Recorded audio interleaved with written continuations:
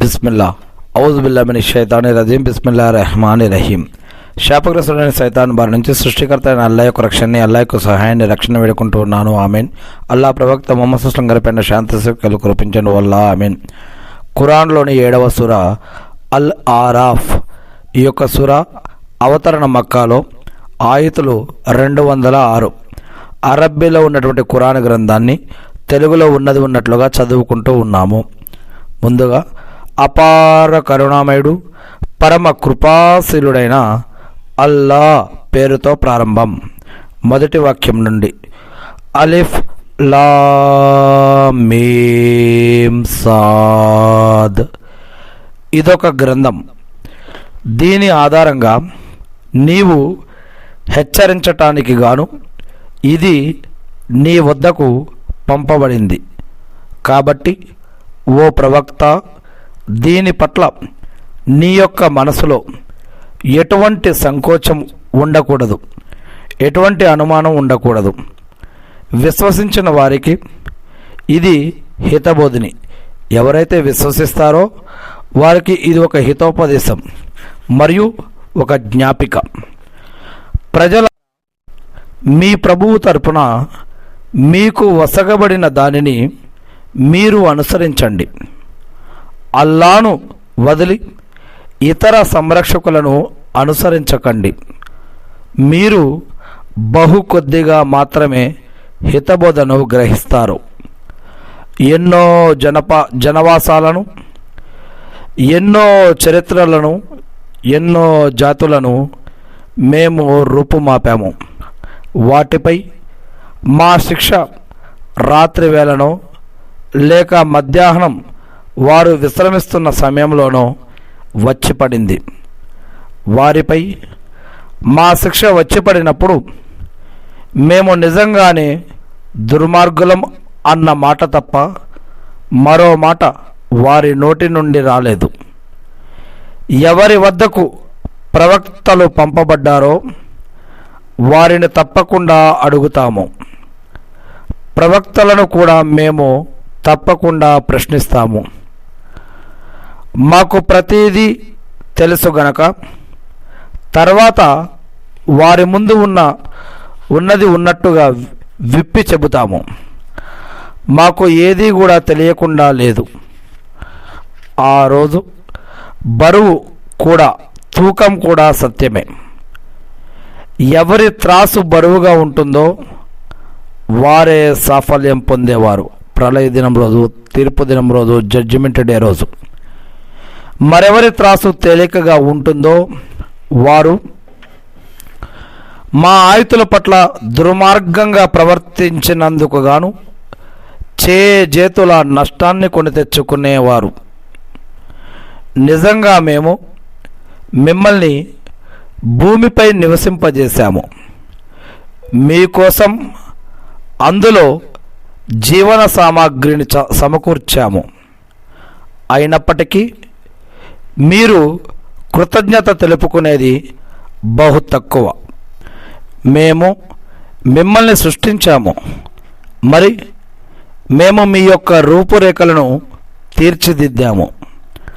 ఆ తర్వాత దూతలను ఆదాం ముందు సాష్టాంగపడండి అని ఆదేశించాము. మొట్టమొదటి మానవుడు మరియు ప్రవక్త అయినటువంటి ఆదాం ముందు దైవదూతలను సాష్టాంగపడమని మేము ఆదేశించాము. ఒక్క ఇబ్లీసు తప్ప, జిన్ను వర్గానికి సంబంధించిన లూసిఫర్ అనబడే ఇబ్లీసు తప్ప అందరూ సాష్టాంగపడ్డారు. వాడు మాత్రం సాష్టాంగపడే వారిలో చేరలేదు. నేను నిన్ను ఆజ్ఞాపించినప్పటికీ కూడా సాష్టాంగపడకుండా ఏ విషయం నిన్ను అడ్డుకుంది అని అల్లా గనక అడిగితే, నేను అతని కంటే గొప్పవాడను. నీవు నన్ను అగ్నితో సృష్టించావు, అతన్నేమో మట్టితో చేశావు అని ఇబ్లీసు చెప్పాడు. అలాగైతే గనక నువ్వు ఆకాశం నుంచి దిగిపో. ఆకాశంలో ఉండి అహంకారం ప్రదర్శించే హక్కు నీకెంత మాత్రం కూడా లేదు. కాబట్టి ఇక్కడి నుంచి వెళ్ళిపో. నిజంగా నువ్వు తుచ్చల కోవకు చెందినవాడవు అని అల్లా అన్నాడు. అలాగైతే అందరూ తిరిగి లేపబడే రోజు వరకు, ప్రళయ దినం, తీర్పు దినం వరకు నాకు ఒక గడువు ఇవ్వు అని ఇబ్లీస్ లేదా లూసిఫర్ దేవుణ్ణి ఒక గడువు అడిగాడు. నీకు గడువు ఇవ్వబడింది అని అల్లా చెప్పాడు.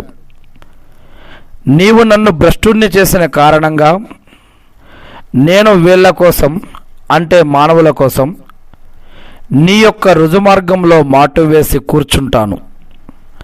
ఆ పైన ముందు నుంచి, వెనక నుంచి, కుడివైపు నుంచి, ఎడంవైపు నుంచి వాళ్ళపై దాడి చేస్తాను.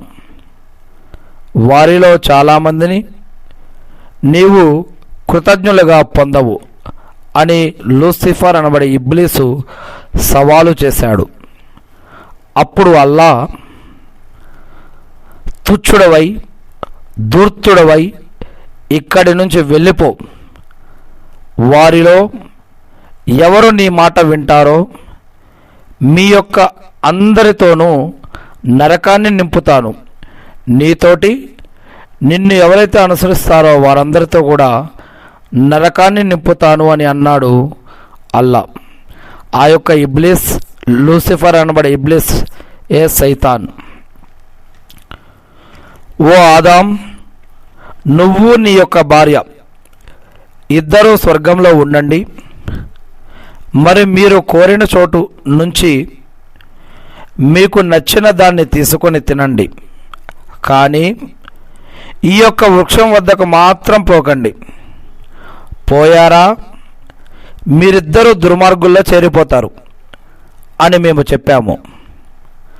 తరువాత సైతాను, ఇబ్లీస్ లేదా లూసిఫర్ పరస్పరం వారిద్దరికీ కనబడకుండా, ఒకరికొకరు వాళ్ళిద్దరికీ కనిపించకుండా ఉన్న వారి మర్మస్థానాలను వారి ముందు బహిర్గతం చేసే ఉద్దేశంతో వారిద్దరి అంతర్యాలలో, మనసులలో దుష్ప్రేరణను, వసవసాను రేకెత్తించాడు.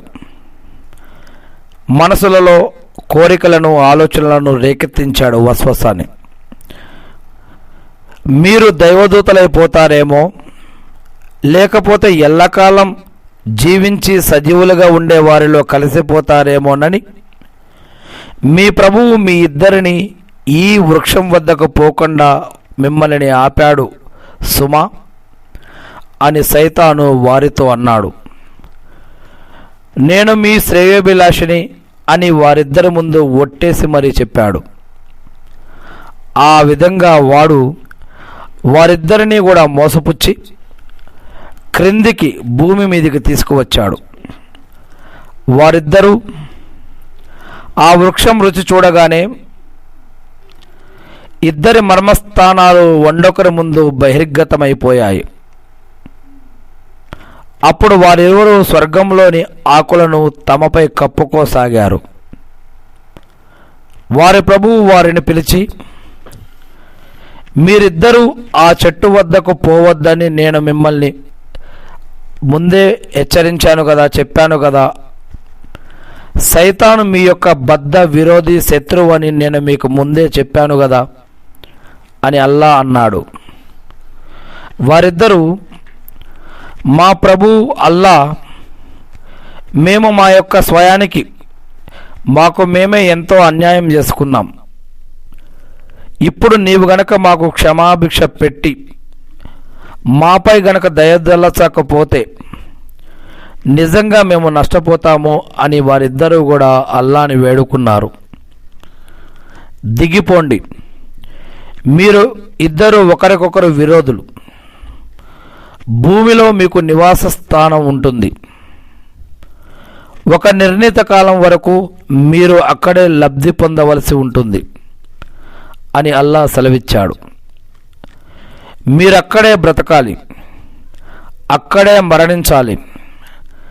మరి అక్కడ నుంచే మీరు మళ్ళీ వెలికి తీయబడతారు అని కూడా అల్లా సెలవిచ్చాడు. మీరు అక్కడే బ్రతకాలి, అక్కడే మరణించాలి. మళ్ళీ మరణించిన మిమ్మల్ని అక్కడి నుంచి మళ్ళా తిరిగి బ్రతికి లేపబడటం జరుగుతుంది అని అల్లా సెలవిచ్చాడు. ఓ ఆదాం సంతతి వారులారా, మేము మీకోసం దుస్తుల్ని, బట్టలను దించాము, వస్త్రాలను.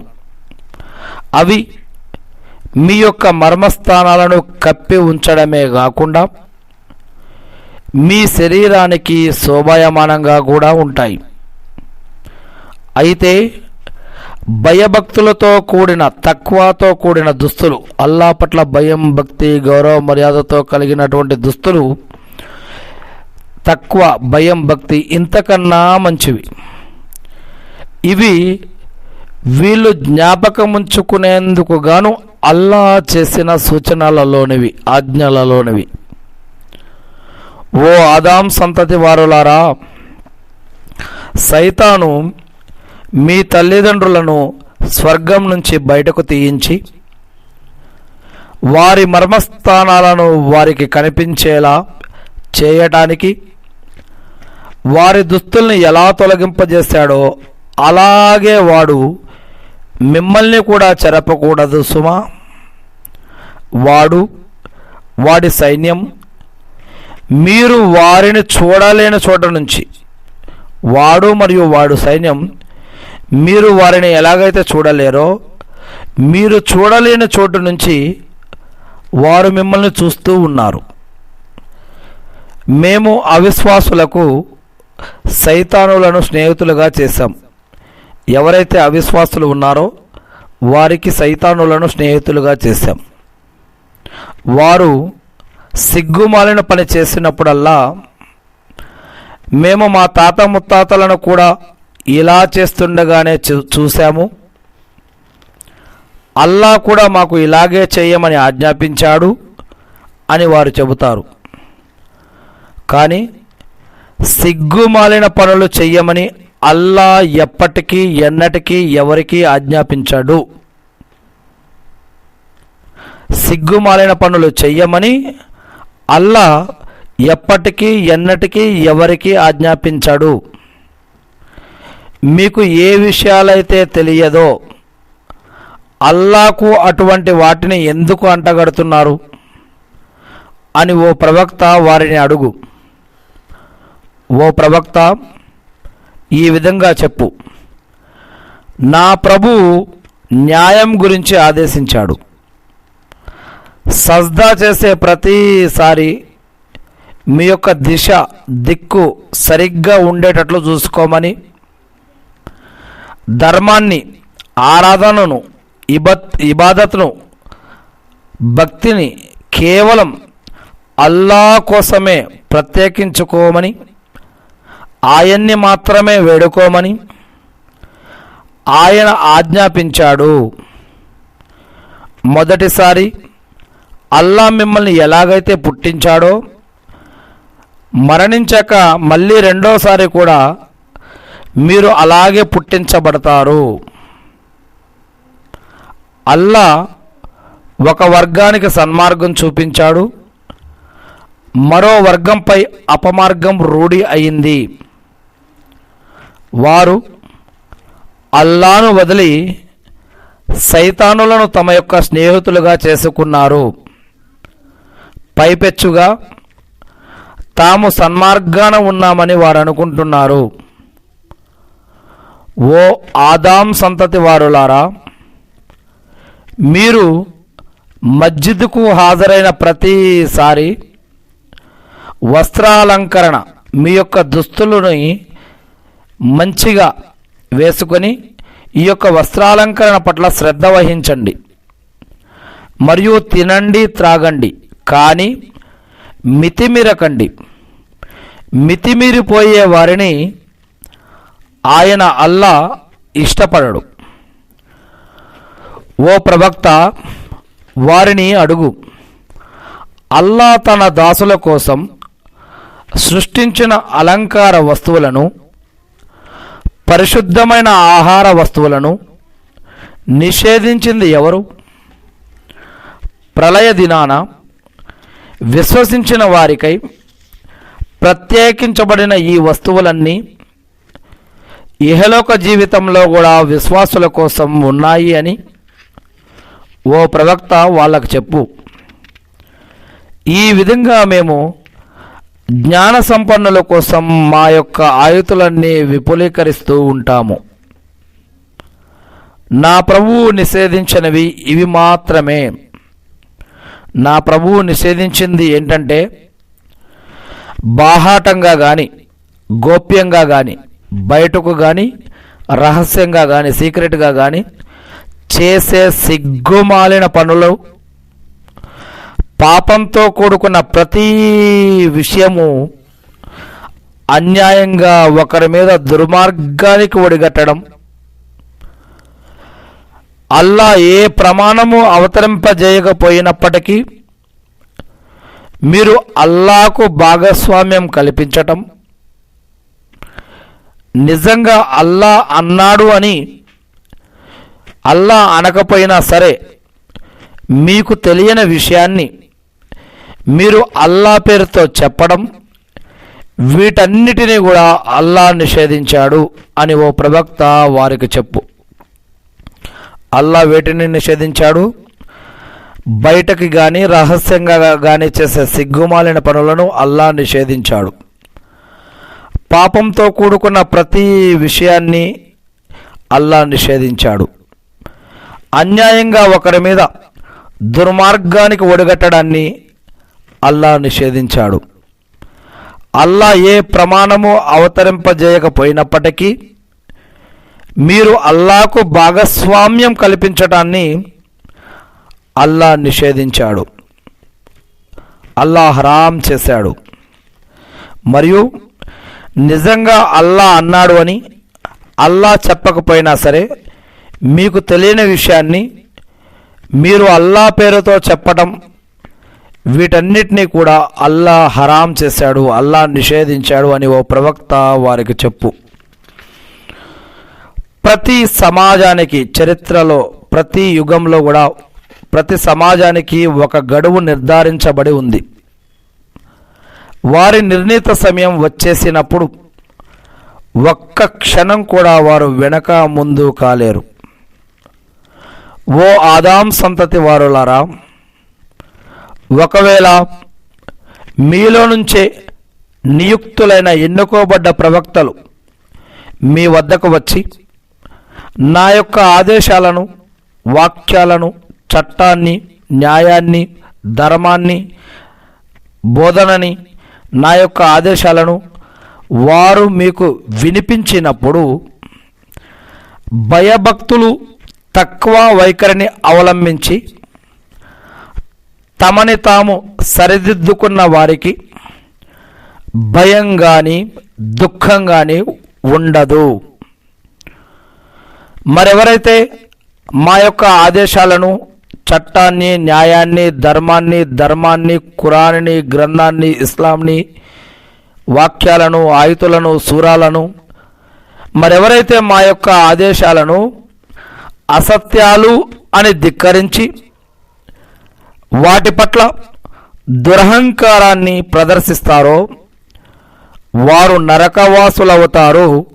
అందులో వారు ఎల్లకాలం పడి ఉంటారు. అల్లాకు అబద్ధాలను అంటగట్టేవాని కంటే, అల్లాకు అబద్ధాలను అంటిగట్టేవాని కంటే, లేదా ఆయన వాక్యాలను, ఆయన ఆయుతులను అసత్యాలు అని కొట్టిపారేసేవాని కంటే పరమ దుర్మార్గుడు ఎవడుంటాడు? అటువంటి వారి కోసం రాసి పెట్టి ఉన్న భాగం వారికి ఖచ్చితంగా లభించి తీరుతుంది. ఆఖరికి మా దూతలు వారి ప్రాణాలు స్వాధీనం చేసుకోవటానికి వారి వద్దకు వచ్చినప్పుడు అల్లాను వదిలి మీరు ఆరాధిస్తూ ఉన్నవారు ఇప్పుడెక్కడున్నారు అని అడుగుతారు. వారంతా మా వద్ద నుంచి మటుమాయమైపోయారు వాళ్ళందరూ అని వాళ్ళు చెబుతారు. తాము అవిశ్వాసులుగా ఉండేవారన్న విషయాన్ని గురించి వారు స్వయంగా సాక్ష్యమిస్తారు. మీకు పూర్వం గతించిన జిన్నాతు మరియు మానవ సమూహాలతో చేరి వారితో పాటు మీరు కూడా నరకంలోకి ప్రవేశించండి అని అల్లా వారితో అంటాడు. మీకంటే ముందు తరాలలో గతించిన జిన్నాతులు మరియు మానవులతో కలిసి మీరు కూడా నరకంలో ప్రవేశించండి అని అల్లా వారితో అంటాడు. వారిలోని ప్రతి సమూహము అందులో అంటే నరకంలో పడుతున్నప్పుడు తన సహవాస సమూహానికి శాపనార్థాలు పెడుతుంది. చివరికి వారంతా అందులో చేరిపోయిన తరువాతి వారు మొదటి వారిని ఉద్దేశించి ప్రభు, అసలు మమ్మల్ని అపమార్గం పట్టించిన వాళ్ళు వీళ్ళే కనుక వీళ్లకు రెట్టింపు నరక శిక్షను విధించు అని అంటారు. అప్పుడు అల్లా అందరికీ రెట్టింపు శిక్షే పడుతుంది, కానీ ఆ సంగతి మీకు అర్థం కాదు అని అల్లా అంటాడు. మొదటి వారు తమ తరువాతి వారిని ఉద్దేశించి మీకు మాపై ఎలాంటి ప్రాధాన్యత లభించలేదు, కాబట్టి మీరు కూడా మీరు సంపాదించుకున్న దానికి ప్రతిఫలంగా శిక్షను రుచి చూడండి అని అంటారు. ఎవరు మా యొక్క వాక్యాలను, ఆయుతులను, సూరాలను, ఖురాన్ గ్రంథాన్ని అసత్యాలు అని ధిక్కరించి వాటి పట్ల గర్వాతిశయంతో విర్రవీగారో వారి కోసం ఆకాశ ద్వారాలు తెరవబడవు. ఒంటె సూది రంధ్రంలో నుంచి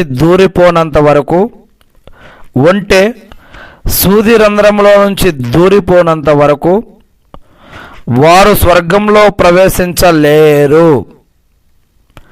అపరాధులను మేము ఈ విధంగానే శిక్షిస్తాం. వారి క్రింద నరకాగ్నితో చేయబడిన పాన్పు ఉంటుంది. పైన దుప్పటి కూడా దానితోనే నరకాగ్నితోనే తయారైనదై ఉంటుంది. దుర్మార్గులకు మేము విధించే శిక్ష ఇలాగే ఉంటుంది. ఎవరైతే విశ్వసించి మంచి పనులు చేశారో ఏ వ్యక్తిపై కూడా మేము శక్తికి మించిన భారం వెయ్యము. నిజానికి వారే స్వర్గవాసులు, అందులో వారు కలకాలం ఉంటారు.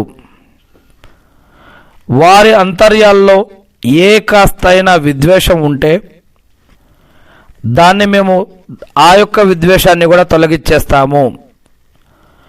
వారి నివాసాల కింద నుంచి కాలువలు ప్రవహిస్తూ ఉంటాయి. మమ్మల్ని ఈ స్థానం వరకు చేర్చిన అల్లాకు కోట్లాది కృతజ్ఞతలు. అల్లాయే గనక మాకు మార్గదర్శకత్వం వహించకుండా ఉంటే మేము ఎన్నటికీ కూడా ఈ యొక్క స్థితికి చేరుకునే వాళ్ళం కాము. మా ప్రభువు తరపున వచ్చిన ప్రవక్తలు నిజంగానే సత్యాన్ని తీసుకువచ్చారు అని వారు అంటారు. అప్పుడు వారిని పిలిచి ఇలా చెప్పబడుతుంది, మీరు చేసుకున్న సత్కర్మలు, మంచి కార్యాలు, పుణ్యకార్యాలు, కర్మలకి బదులుగా మీరు ఈ స్వర్గానికి వారసులయ్యారు అని వారితో చెప్పబడుతుంది.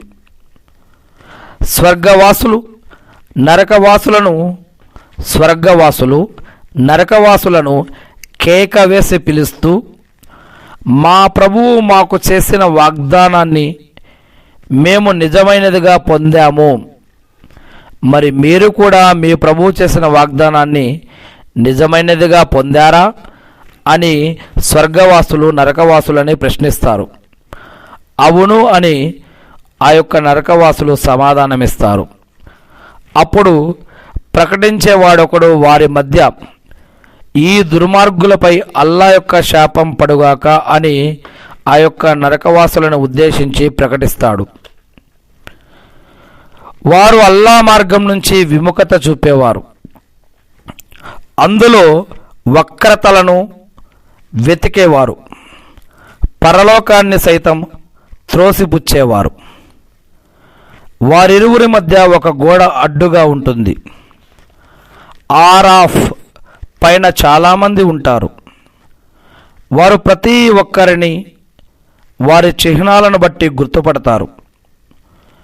వారు స్వర్గవాసులను పిలిచి, అస్సలాము అలైకుం, మీకు శాంతి కలుగుగాక అని అంటారు.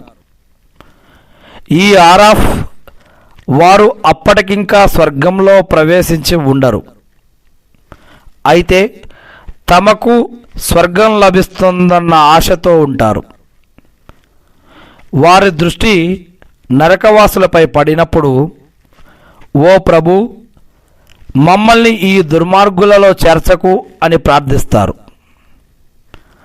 ఆరాఫ్ పై ఉన్నవారు ఎంతోమందిని నరకవాసుల్ని వారి ఆనవాళ్ళ ద్వారా గుర్తుపెట్టి పిలుస్తూ ఇలా అంటారు, మీ వర్గాలు కానీ, మీ బడాయి కానీ, మీ యొక్క జాతులు కానీ, మీ యొక్క పదవులు కానీ, మీ యొక్క గొప్పలు కానీ మీకు ఏమాత్రం పనికి రాలేదే అని అంటారు. నరకవాసుల్ని అంటారు. అల్లా వీళ్ళపై దయ అనేది చూపడు అని మీరు ప్రమాణాలు చేసి చెప్పేవారు వీరేనా అని అడుగుతారు. అప్పుడు స్వర్గంలో ప్రవేశించండి, ఇక మీకు భయం కానీ దుఃఖం కానీ ఉండదు అని వారితో అనబడుతుంది. నరకవాసులు స్వర్గవాసులను పిలుస్తూ, మా పైన కొద్దిగా నీళ్ళైనా పొయ్యండి, లేదా అల్లా మీకు ప్రసాదించిన దాంట్లో నుంచి ఏ కాస్తైనా ఇటు పడేయండి అని ప్రాధేయపడతారు. దానికి సమాధానంగా వారు, ఈ రెండిటినీ కూడా అల్లా అవిశ్వాసుల కోసం నిషేధించాడు అని అంటారు. వారు ఇహలోకంలో మతధర్మాన్ని, వారు ఈ యొక్క భూలోకంలో బ్రతికి ఉన్నప్పుడు మతధర్మాన్ని ఆటగా తమాషాగా తీసుకున్నారు. ఇహలోక జీవితం వారిని మోసానికి గురిచేసింది.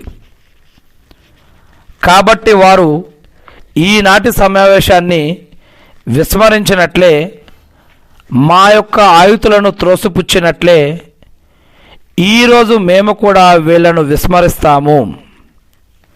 మేము ఈ జనుల వద్దకు మా సంపూర్ణ జ్ఞానంతో బహుస్పష్టంగా విశదీకరించిన గ్రంథాన్ని చేరవేశాము. విశ్వసించిన వారికి అది మార్గదర్శక సాధనం మరియు కారుణ్యం. ఈ యొక్క ఖురాన్ ఎవరైతే విశ్వసిస్తారో వారికి మార్గదర్శకత్వం మరియు కారుణ్యం కూడా. ఈ గ్రంథంలో తెలియజేయబడిన తుది ఫలితం ఎప్పుడు వస్తుందా అని మాత్రమే తప్ప మరో దానికోసం మీరు నిరీక్షించడం లేదు.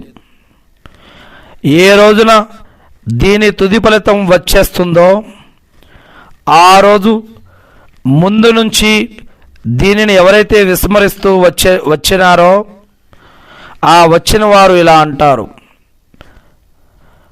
మా ప్రభువు తరపు నుంచి నియుక్తులైన ప్రవక్తలు నిజంగానే సత్యబద్ధమైన విషయాలు తెచ్చారు.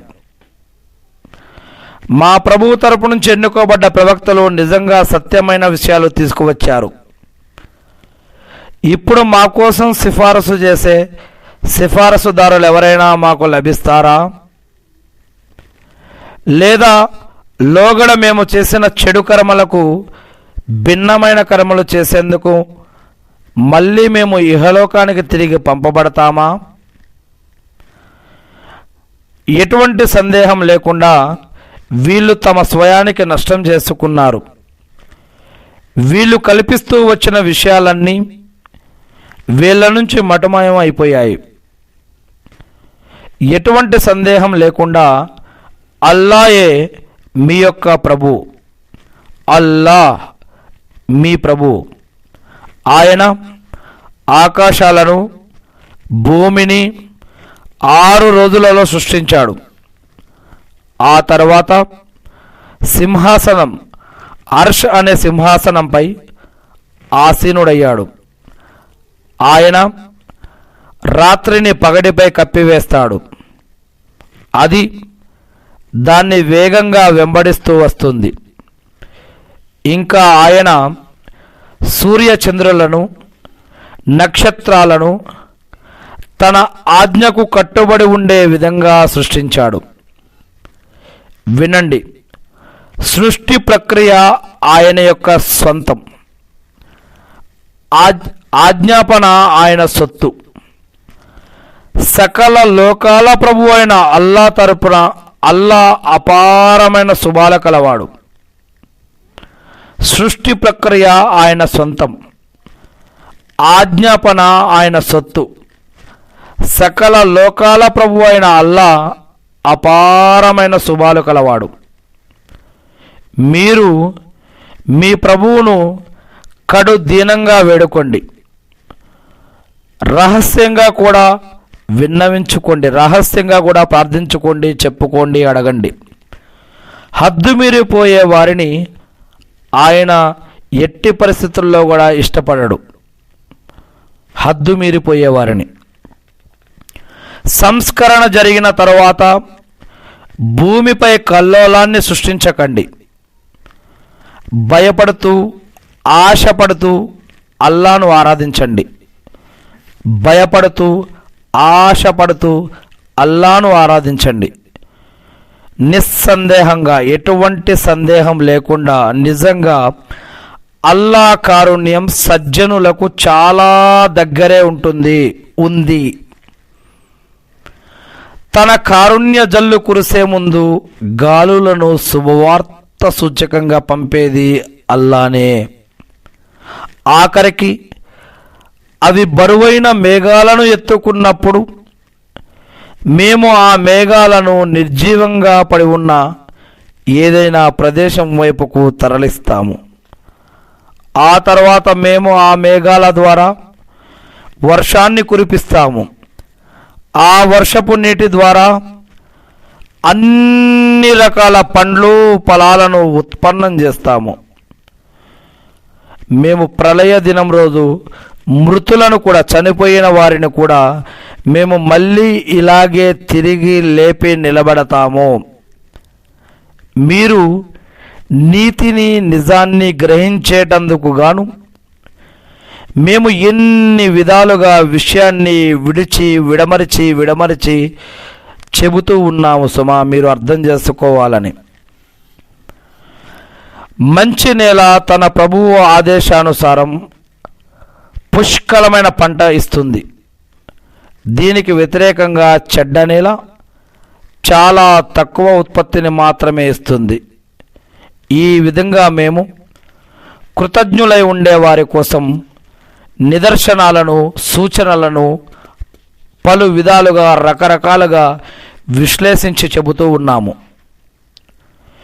మేము నూహ్ అంటే నోవా అలైహిస్సలాం అనే ఈ యొక్క ప్రవక్తను, నోవా ప్రవక్తను, నూహ్ అలైహిస్సలాంను అతని జాతి వద్దకు పంపాము. అప్పుడు అతను, ఓ నా జాతి ప్రజలారా, మీరు అల్లాను ఆరాధించండి. ఆయన తప్ప వేరెవరు మీ ఆరాధనకు అర్హులు కారు. మీ విషయంలో ఒక మహాదినం నాటి శిక్ష గురించి నాకు భయంగా ఉంది అన్నాడు. దానికి అతని జాతి పెద్దలు, నువ్వు స్పష్టమైన అపమార్గానికి గురైనట్లు మాకు కనిపిస్తుంది అన్నారు. ఓ నా జాతి వారలారా, నేను మాత్రం దారి తప్పలేదు. నిజానికి నేను సర్వలోక ప్రభువు తరపున పంపబడిన ప్రవక్తను. నా ప్రభు సందేశాన్ని మీకు అందజేస్తూ ఉన్నాను. నేను మీలో మేలు కోరేవాడిని. మీకు తెలియని విషయాలు అల్లా తరపు నుంచి నాకు తెలుసు. ఏమిటి?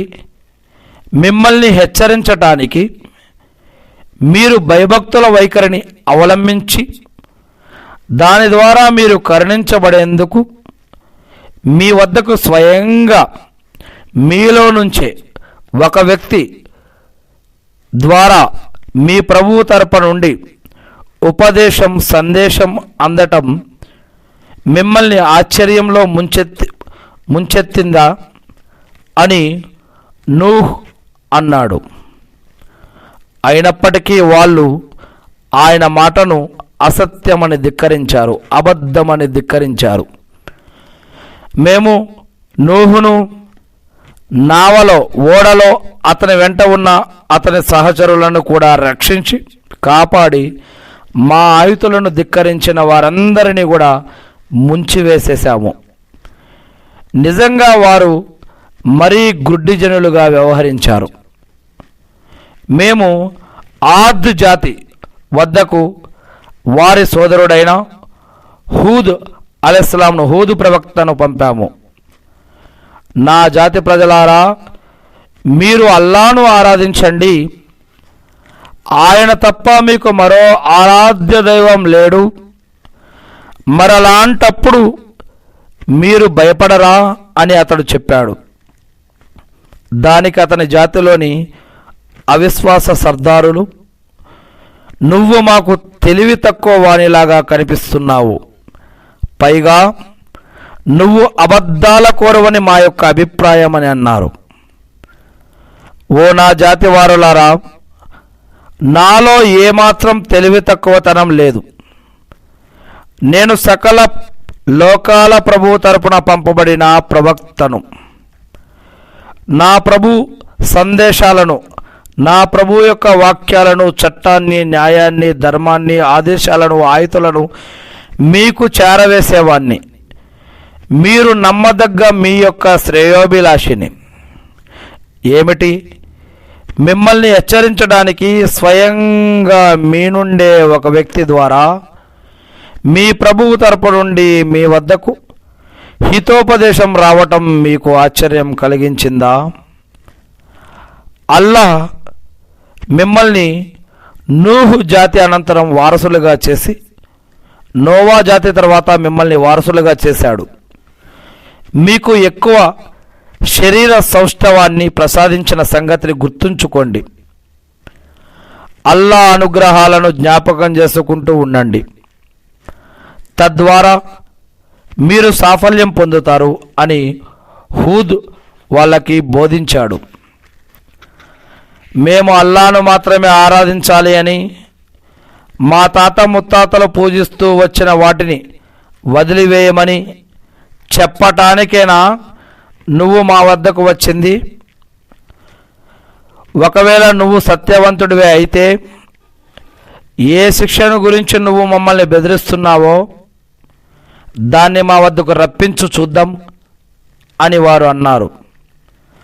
అప్పుడు హూద్ ఇలా అన్నాడు, ఇక మీ ప్రభువు శిక్ష, ఆయన యొక్క ఆగ్రహం మీపై విరుచుకుపడినట్లే. ఏమిటి? మీరు మీ తాత ముత్తాతలు కల్పించుకున్న పేర్ల విషయంలో నాతో గొడవ పడుతున్నారా? వాటి గురించి అవి ఆరాధ్య దైవాలని నిర్ధారించే ఎటువంటి ప్రమాణాన్ని అల్లాహ్ అవతరింపజేయలేదు. కాబట్టి మీరు నిరీక్షించండి, మీతో పాటు నేను కూడా నిరీక్షిస్తాను. ఎట్టకేలకు మేము అతన్ని అతని సహచరులను మా కృపతో కాపాడాము. అయితే మా యొక్క వాక్యాలను, ఆయుతులను, సూరాలను, ధర్మాన్ని ఎవరైతే అబద్ధాలు అంటూ కొట్టిపారవేసినారో వారి వేరును తెంచివేశాము. వారు ఎట్టి పరిస్థితిలోనూ విశ్వసించేవారు కారు. ఇంకా మేము సమూద్ అనే జాతి చరిత్రకారుల వద్దకు, సమూద్ జాతి వద్దకు వారి సోదరుడైన సాలిహ్ అలైహిస్సలాంను ప్రవక్తగా పంపాము. అతడు తన వారిని ఉద్దేశించి, ఓ నా జాతి ప్రజలారా, మీరు అల్లాను ఆరాధించండి. ఆయన తప్ప మరొకరెవరు మీకు ఆరాధ్యులు కారు. మీ వద్దకు మీ ప్రభువు వద్ద నుంచి ఒక స్పష్టమైన నిదర్శనం వచ్చేసింది. ఇది అల్లా యొక్క ఆడ ఉంటే ఇది మీకోసం ఒక సూచన, ఒక పరీక్షగా ఉంది. కాబట్టి దేవుడి భూమిపై మేత మేస్తూ తిరగడానికి దాన్ని వదిలిపెట్టేసేయండి. దురుద్దేశంతో దాన్ని తాకకండి. ఒకవేళ మీరు గనక ఈ మాటను పట్టించుకోలేదంటే బాధాకరమైన శిక్ష ఒకటి మిమ్మల్ని పట్టుకుంటుంది అని ప్రవక్త వారికి బోధించాడు. మీరు మీ గతాన్ని గురించి కాస్త గుర్తుకు తెచ్చుకోండి. ఆదు జాతి అనంతరం అల్లా మిమ్మల్ని వారసులుగా చేశాడు.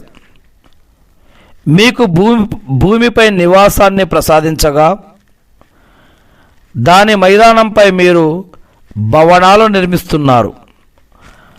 కొండలను తొలిచి వాటిలో గృహలు నిర్మించుకుంటున్నారు. కనుక మీరు అల్లా అనుగ్రహాలను జ్ఞాపకం చేసుకోండి. భూమిపై సంక్షోభాన్ని, కల్లోలాన్ని సృష్టించకండి. జాతిలోని గర్విష్ఠులైన సర్దారులు విశ్వసించిన బలహీన వర్గాల వారిని సాలిహ్ తన ప్రభువు తరపున పంపబడిన ప్రవక్తే అన్న విషయం నిజంగానే మీకు తెలుసా అని అడిగారు. దానికి వారు ఎటువంటి సందేహం లేకుండా ఆయనకు ఇచ్చి పంపబడిన దానిపై మాకు పూర్తి నమ్మకం ఉంది అని సమాధానమిచ్చారు.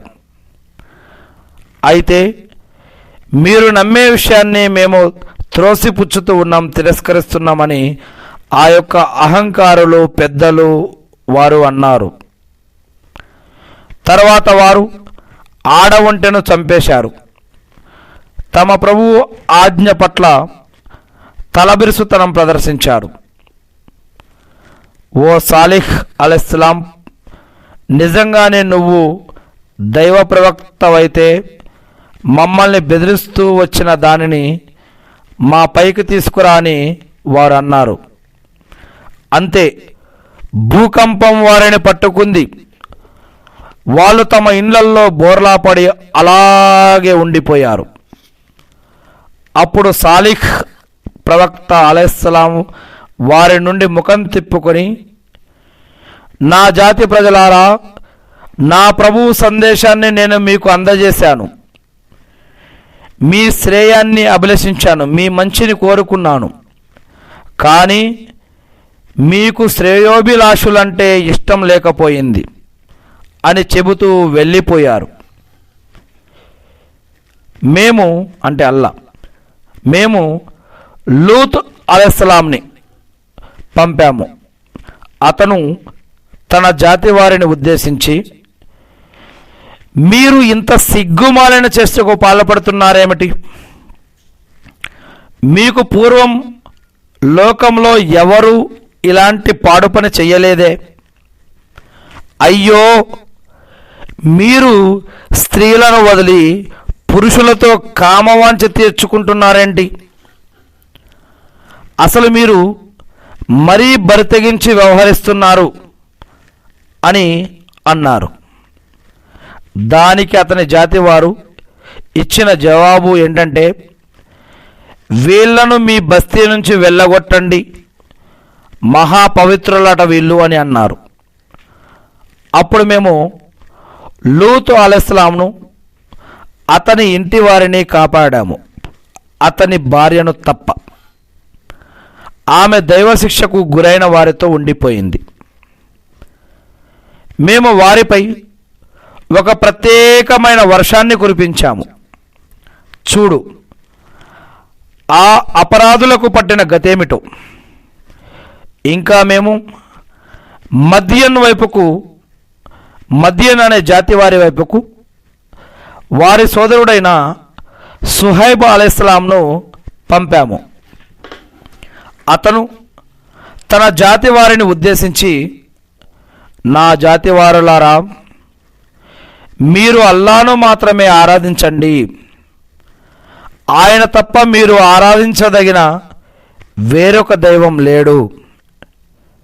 మీ వద్దకు మీ ప్రభువు తరపు నుంచి స్పష్టమైన నిదర్శనం వచ్చేసింది. కాబట్టి మీరు కొలతలు, తూనికలలో, బిజినెస్లో, వ్యాపారంలో, కొనటంలో, అమ్మటంలో, కొలతలు, తూనికలలో ఖచ్చితంగా పూర్తిగా వ్యవహరించండి, న్యాయం వహించండి. ప్రజలకు వారి వస్తువులను తగ్గించి ఇవ్వకండి. సంస్కరణ జరిగిన తర్వాత భూమిలో అల్లకల్లోలాన్ని సృష్టించకండి. భూమిలో అల్లకల్లోలాలు సృష్టించవద్దు. మీరు గనక నమ్మేవారే అయితే మీ మేలు ఇందులోనే ఉంది. మీరు కొలతలు, తూనికల్లో, బిజినెస్ల్లో, వ్యాపారంలో, కొనటంలో, అమ్మటంలో మీరు ఎవరు మోసం చేయవద్దు. న్యాయంగా బిజినెస్లు, వ్యాపారాలు చేయండి. ఇచ్చేటప్పుడు, తీసుకునేటప్పుడు, కొనేటప్పుడు, అమ్మేటప్పుడు. అదేవిధంగా సంస్కరణ జరిగిన తర్వాత మీరు అల్లకల్లోలాలు సృష్టించవద్దు, కొట్లాటలు, గొడవలు సృష్టించవద్దు. మీరు గనక నమ్మేవారే అయితే మీ మేలు ఇందులోనే ఉంది. అల్లాను విశ్వసించే వారిని బెదిరించే ఉద్దేశంతో, అల్లాను విశ్వసించే వారిని బెదిరించే ఉద్దేశంతో, అల్లా మార్గం నుంచి అడ్డుకునే ఆలోచనతో, మరియు అందులో ఇస్లాంలో అల్లా మార్గంలో వక్రతలను వెతుకుతూ, ధర్మంలో వక్రతలను వెతుకుతూ రహదారుల్లో కూర్చోకండి. మీరు అల్పసంఖ్యలో ఉండగా అల్లా మీ జనసంఖ్యను అధికం చేసిన సంగతిని కాస్త గుర్తు చేసుకోండి. కల్లోలాన్ని రేకెత్తించే వారి కథ ఎలా ముగిసిందో కూడా చూడండి. అల్లా నాకిచ్చి పంపిన సందేశాన్ని మీలో కొందరు విశ్వసించగా మరికొందరు విశ్వసించలేదు. కాబట్టి అల్లా మన మధ్య తీర్పు చేసే వరకు ఓపిక పట్టండి. ఆయన అందరిలోకెల్లా అత్యుత్తమంగా తీర్పు చేసేవాడు. దురహంకారులైన అతని జాతి సర్దారులు అతన్ని ఉద్దేశించి, ఓ సుహైబ్, మీరంతా మా మతంలోకి తిరిగి వచ్చేస్తే సరి, లేకపోతే నిన్ను, నీతో పాటు విశ్వసించిన వారిని మా పురమ నుంచి వెళ్ళగొట్టేస్తాం అని హెచ్చరించారు. దీనికి సమాధానంగా సుహైబ్ ఇలా అన్నారు, ఏమిటి, ఆ మతం మాకేమాత్రం ఇష్టం లేకపోయినా మేము అందులో కలిసిపోవాల్సిందేనా? అల్లా మమ్మల్ని మీ ధర్మం నుంచి విముక్తి కలిగించిన తర్వాత మళ్ళీ మేము గనక అందులోకి గనక వచ్చి కలిసిపోతే మేము అల్లాకు పెద్ద అబద్ధాన్ని అంటగట్టిన వాళ్ళం అవుతాము. మీ మతంలోకి మేము తిరిగి రావటం అనేది జరగదు. మా ప్రభువైన అల్లా రాసి పెట్టినదైతే అది వేరే విషయం. మా ప్రభువు జ్ఞానం అన్నిటినీ ఆవరించి ఉంది. మేము అల్లానే నమ్ముకున్నాము. ఓ ప్రభు, మాకు మా జాతి వారికి మధ్య న్యాయంగా తీర్పు చెయ్యి. నీవు అందరికన్నా కూడా ఉత్తమంగా తీర్పు చేసేవాడవు. అతని జాతిలోని అవిశ్వాస నాయకులు, మీరు గనక సుహైబు మార్గంలో పోయారంటే తీవ్రంగా నష్టపోతారు అని హెచ్చరించారు. అంతే, భూకంపం వాళ్ళను కబలించింది. దాంతో వారు తమ ఇళ్లల్లో బోర్లా పడినట్లే ఉండిపోయారు. సుహైబును ధిక్కరించిన వారి పరిస్థితి ఆ ఇండ్లల్లో వారెప్పుడు నివసించనే లేదన్నట్టుగా మారిపోయింది. సుహైబును ధిక్కరించిన వారే నష్టపోయారు. అప్పుడు సుహైబు వాళ్ళ నుండి ముఖం తిప్పుకొని మరలిపోతూ, ఓ నా జాతి జనులారా, నా ప్రభువు ఆదేశాలను నేను మీకైతే అందజేశాను. నిత్యం మీ యొక్క బాగోగులను కోరుకున్నాను. అలాంటప్పుడు ఈ తిరస్కారులపై దుర్గతి నేనెందుకు బాధపడాలి, మీకు ఈ పరిస్థితి పట్టినందుకు నేనెందుకు బాధపడాలి అని అన్నారు. మేము ఏ ప్రవక్తను ఏ బస్తీలో పంపినా అక్కడి జనులు అనుకవతో మెలగాలన్న ఉద్దేశంతో వారిని కూడా అభాగ్యానికి అనారోగ్య స్థితిలోకి లోను చేశాము ఆ ప్రవక్తలను. ఆ తర్వాత వారి దురవస్థను మంచి స్థితిగా మళ్ళీ మార్చాము. వారు బాగా అభివృద్ధి చెందినప్పుడు ఇదేమీ కొత్త విషయం కాదు, మా తాత ముత్తాతలకు కూడా కష్ట సుఖాలు ఎదురయ్యాయి అని అన్నారు. అప్పుడు మేము వారిని అకస్మాత్తుగా పట్టుకున్నాము. తమకు ఆ పరిస్థితి ఎదురవుతుందని వాళ్లకు ఏమాత్రం తెలియదు. ఈ బస్తీలో నివసించే వాళ్ళే గనక విశ్వసించి భయభక్తులతో మెలిగి ఉన్నట్లయితే మేము వాళ్ళ కోసం భూమి ఆకాశాల శుభాలను ద్వారాలను తెరిచేవాళ్ళం. కానీ వాళ్ళు ధిక్కారానికి పాల్పడ్డారు. అందువల్ల వారి చెడు సంపాదనకు కారణంగా మేము వాళ్ళను పట్టుకున్నాము. అయినప్పటికీ ఈ బస్తీల వాళ్ళు రాత్రివేళ నిద్రపోతున్నప్పుడు తమపై మా శిక్ష వచ్చి పడదు అని నిశ్చింతగా ఉన్నారా? ఏమిటి, పొద్దెక్కుతూ ఉండగా తాము ఆటపాటల్లో నిమగ్నులై ఉన్నప్పుడు హఠాత్తుగా మా ఆపద విరుచుకుపడుతుందన్న భయం ఈ బస్తీల వాళ్లకు బొత్తిగా లేదా? ఏమిటి, వాళ్ళు దేవుని ఈ యొక్క వ్యూహం గురించి నిశ్చింతగా ఉన్నారా? నష్టపోయేవారు తప్ప మరొకరెవరు దేవుని యొక్క వ్యూహం గురించి నిర్లక్ష్యంగా ఉండరు. ఏమిటి, అక్కడి ప్రజల వినాశం తర్వాత భూమికి వారసులు అయిన వాళ్ళకి ఆ సంఘటనలు కనువిప్పు కలిగించలేదా? మేము గనక తలుచుకుంటే వారిని వారి పాపాల మూలంగా నాశనం చేయగలమని, వారి హృదయాలపై తిరస్కార ముద్ర వేసేస్తే ఇక వారు ఏమీ వినలేరు అని ఈ బస్తీల గాథలను చరిత్రలను స్థూలంగా మేము నీకు వివరిస్తూ ఉన్నాము. వాళ్ళందరి వద్దకు వారి ప్రవక్తలు స్పష్టమైన మహిమలను తీసుకువచ్చారు. అయితే మొదట్లో ఒకసారి వారు త్రోసిపుచ్చిన దానిని తర్వాత విశ్వసించేవారు కాదు. ఈ విధంగా అల్లా తిరస్కారుల హృదయాలపై ముద్ర వేసేస్తాడు, సీలు వేసేస్తాడు. వారిలో చాలామందిని మేము మాట నిలబెట్టుకునేవారుగా చూడలేదు. కానీ వారిలో చాలామందిని మేము అవిధేయులుగానే పొందాము. వారి తర్వాత మేము మోసే అలైహిస్సలాం మూసా ప్రవక్తకు మా సూచనలు ఇచ్చి ఫిరౌను వద్దకు అతని అధికారుల వద్దకు పంపాము. కానీ వారు మా సూచనల పట్ల చాలా ఘోరంగా ప్రవర్తించారు. అయితే చూడు, ఆ కల్లోల జనులకు ఏ గతి పట్టిందో. మూసా అలైహిస్సలాం ఇలా అన్నాడు, ఓ ఫిరౌన్, నేను సర్వలోక ప్రభువు తరపున పంపబడిన ప్రవక్తను. అల్లా పేరుతో సత్యాన్ని తప్ప మరే మాట అయినా చెప్పటం నాకేమాత్రం కూడా శోభించదు.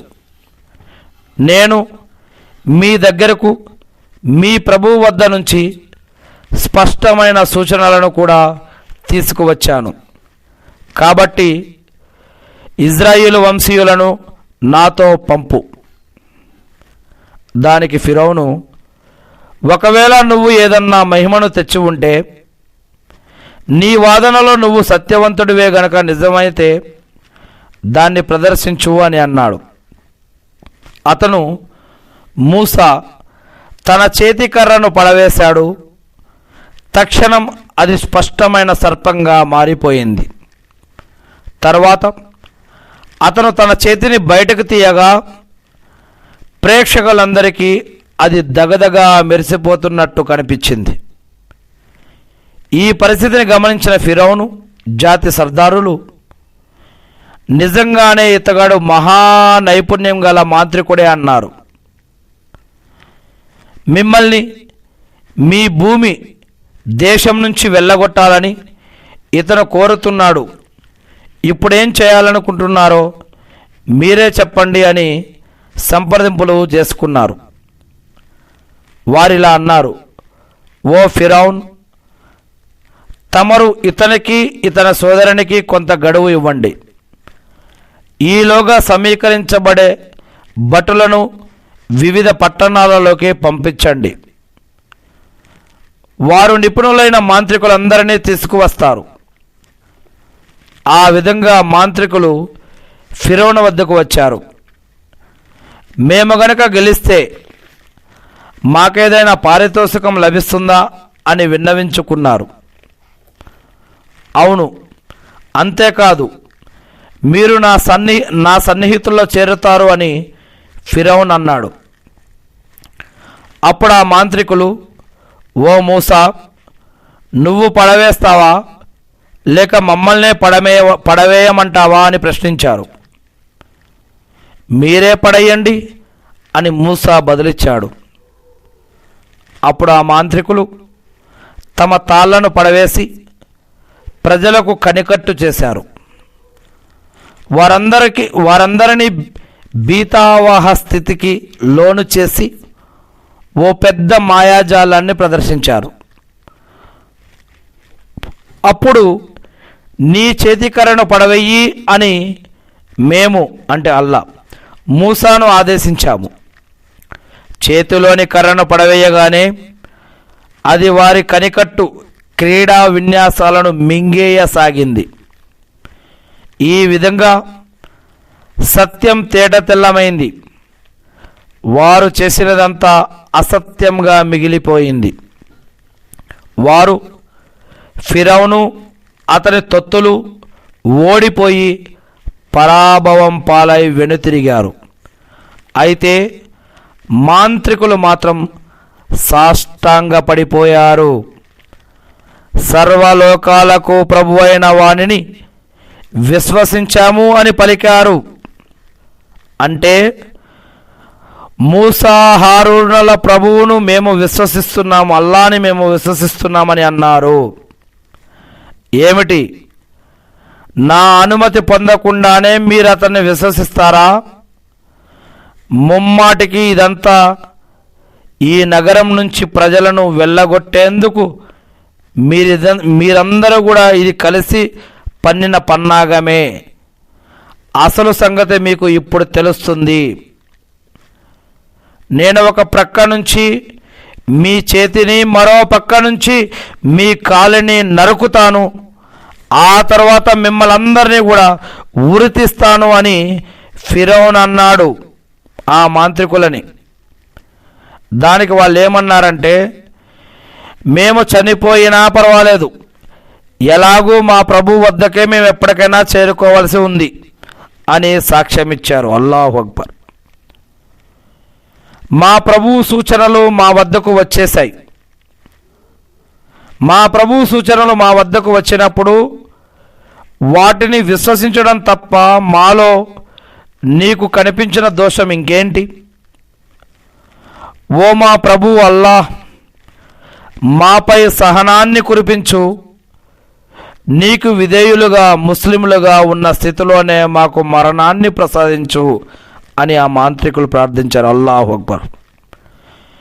ఫిరౌను జాతి సర్దారులు తమ చక్రవర్తిని ఉద్దేశించి, ఏమిటి, నువ్వు మూసా అలైహిస్సలాంను అతని జాతి వారిని రాజ్యంలో కల్లోలం వ్యాపింపజేయటానికి, నిన్ను నీ ఆరాధ్య దేవాలను పరిత్యజించటానికి వదిలిపెడతావా అని అన్నారు. దానికి ఫిరౌను, మేమిప్పుడే వాళ్ళ మగపిల్లను చంపేయటం మొదలు పెడతాము, వారి ఆడవారిని మాత్రం బ్రతకనిస్తాము, వాళ్ళపై మాకు అన్ని విధాలా తిరుగులేని అధికారం ఉంది అని బదులిచ్చాడు ఫిరౌన్. మూసా తన జాతి వారితో, అల్లా సహాయాన్ని అర్థించండి, సహనం ఓపిక పట్టండి, సహనం వహించండి. ఈ భూమి అల్లాది, తన దాసులలో తాను కోరిన వారిని ఆయన దీనికి వారసులుగా చేస్తాడు. ఈ భూమి అల్లాది, అల్లాకు భయపడే వారికే ఎట్టకేలకు అంతిమ విజయం అనేది లభిస్తుంది అని మూసా అలైహిస్సలాం మోషే ప్రవక్త వారితో అన్నాడు. అతని జాతి వారు, మేము సదా పీడించబడ్డాము, నీవు రాకముందు, నీ వచ్చిన తర్వాత కూడా మేము పీడించబడుతూనే ఉన్నాము అని అన్నారు. త్వరలోనే అల్లా మీ శత్రువును తుదముట్టించి మిమ్మల్ని భూమికి ప్రతినిధులుగా చేస్తాడు. ఆ తర్వాత మీ ప్రవర్తన ఎలా ఉంటుందో చూస్తాడు అని మూసా వారిని ఓదార్చాడు. మేము ఫిరౌను జనులను గుణపాఠం గ్రహిస్తారన్న ఉద్దేశంతో దుర్భిక్షానికి, పండ్లు ఫలాల ఉత్పత్తుల కొరతకు గురిచేసి పరీక్షించాము.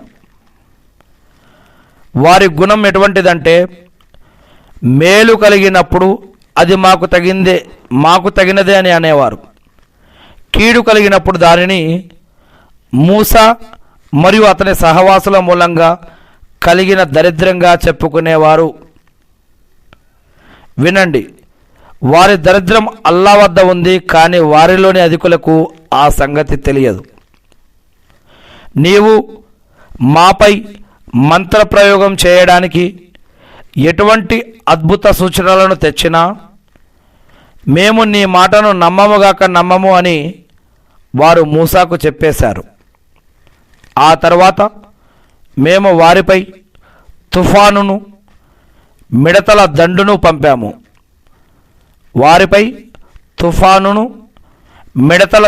పంపాము.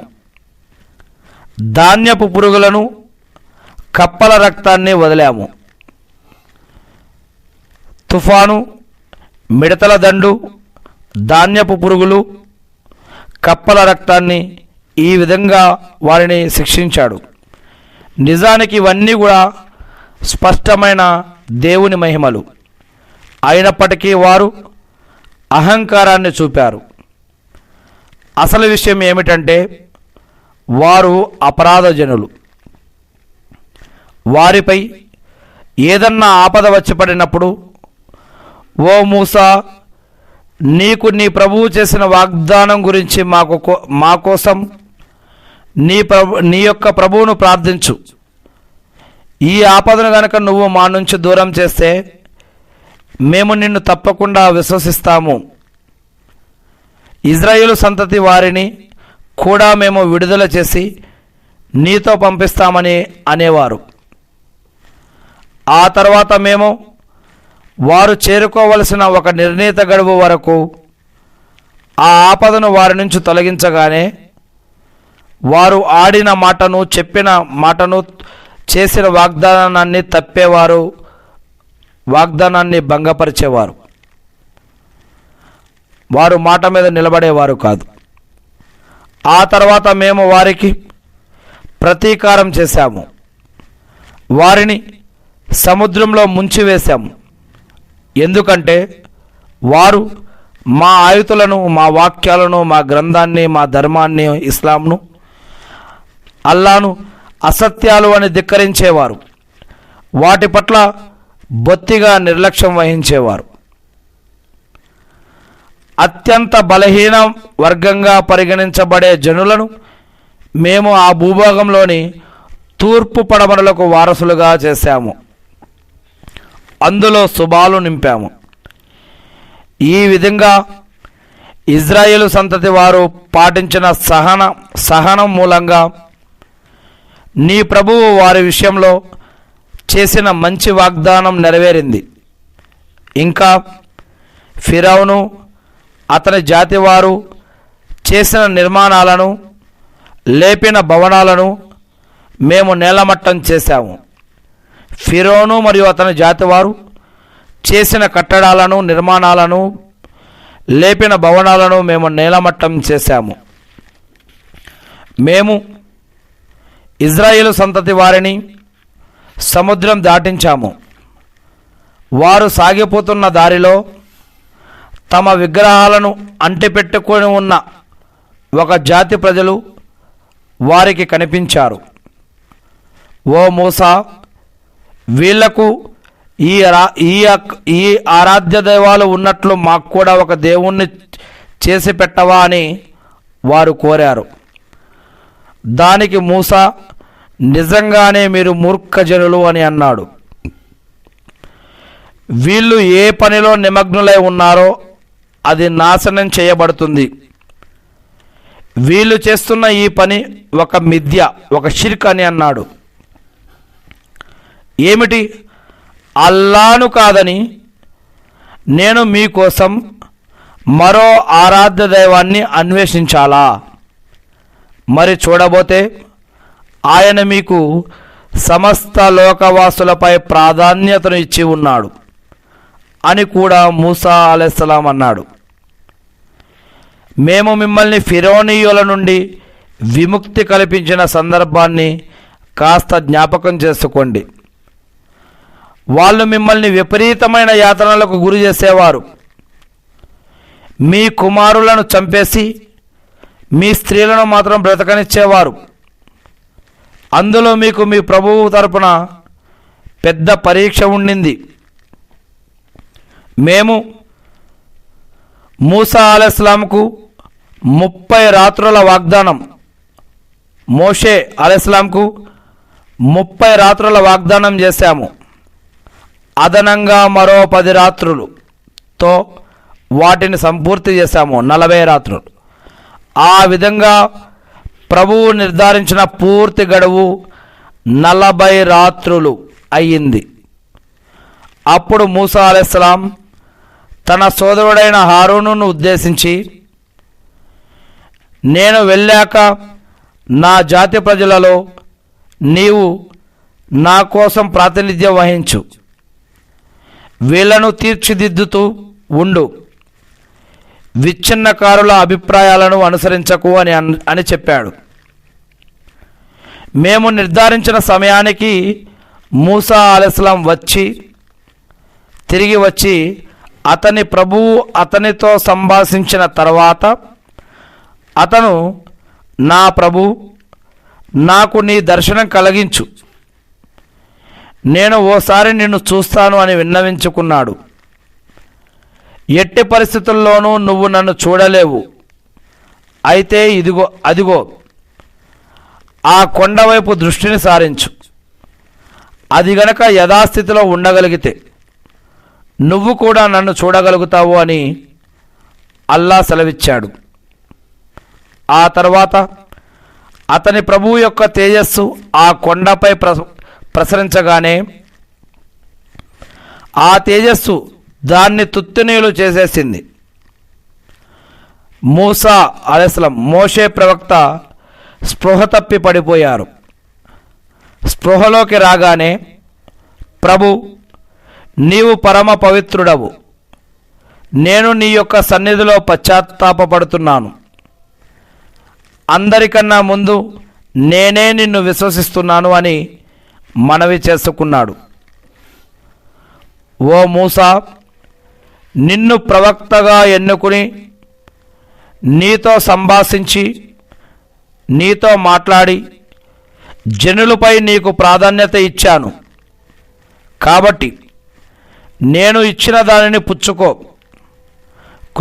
కృతజ్ఞుడవై ఉండు అని అల్లా సెలవిచ్చాడు. మరి మేము మూసాకు పలకలపై అన్ని రకాల ఉపదేశాలను, చట్టం, న్యాయం, ధర్మం, జీవన పద్ధతులు, ఆరాధన పద్ధతులు, చరిత్ర, ఇలా మేము మూసాకు పలకలపై అన్ని రకాల ఉపదేశాలను, అన్ని విషయాలకు సంబంధించిన వివరాలను వ్రాసి ఇచ్చాము. తౌరాత్ గ్రంథం, మోషే ధర్మశాస్త్రం. అతనికి ఇలా ఉపదేశించాము, ఇక నువ్వు వీటిని చాలా గట్టిగా పట్టుకో, వీటిలోని ఉత్తమ ఆదేశాలను పాటించమని నీ జాతి వారికి ఆజ్ఞాపించు. అతి త్వరలోనే దుర్మార్గుల స్థానాన్ని మీకు చూపిస్తాము. ఏ హక్కు లేకుండా భూమిపై గర్వాన్ని ప్రదర్శించే వారిని నా యొక్క ఆదేశాల నుంచి మరలిస్తాను. ఒకవేళ సూచనలన్నిటినీ తిలకించినా కూడా వారు వాటిని విశ్వసించరు. సరైన మార్గం వారికి కానవస్తే వారు దానిని తమ మార్గంగా చేసుకోరు. పెడదారి కనిపిస్తే మాత్రం దాన్ని తమ మార్గంగా చేసుకుంటారు. మా ఆయుతులను ధిక్కరించి వాటి పట్ల నిర్లక్ష్యం వైఖరిని కనబరచడం వల్ల వారికి దురవస్థ పట్టింది. గర్వం ప్రదర్శించే వారికి. ఇంకా మా ఆయుతులను అంతిమ దినాన కలుసుకునే విషయాన్ని, అసత్యాలని తిరస్కరించిన వారి కర్మలన్నీ కూడా వృధా అయిపోయాయి. దేవుని యొక్క గ్రంథం, ఇస్లాం, చట్టం, న్యాయం, ధర్మం, దేవుని యొక్క వాక్యాలు, సూరాలు, ఆయతులు, ఈ యొక్క ఆయతులను మరియు అంతిమ దినం, తీర్పు దినం, ప్రళయ దినం, ఈ యొక్క ఆయతులను మరియు అంతిమ దినాన్ని, మళ్ళీ దేవుణ్ణి కలుసుకోవాల్సి ఉందనే విషయాన్ని, అసత్యాలు, అబద్ధాలను ఎవరైతే తిరస్కరించారో వారి కర్మలన్నీ కూడా వృధా అయిపోయాయి. వారికి వారు చేస్తూ ఉండిన దానికి శిక్ష ఇవ్వబడుతుంది.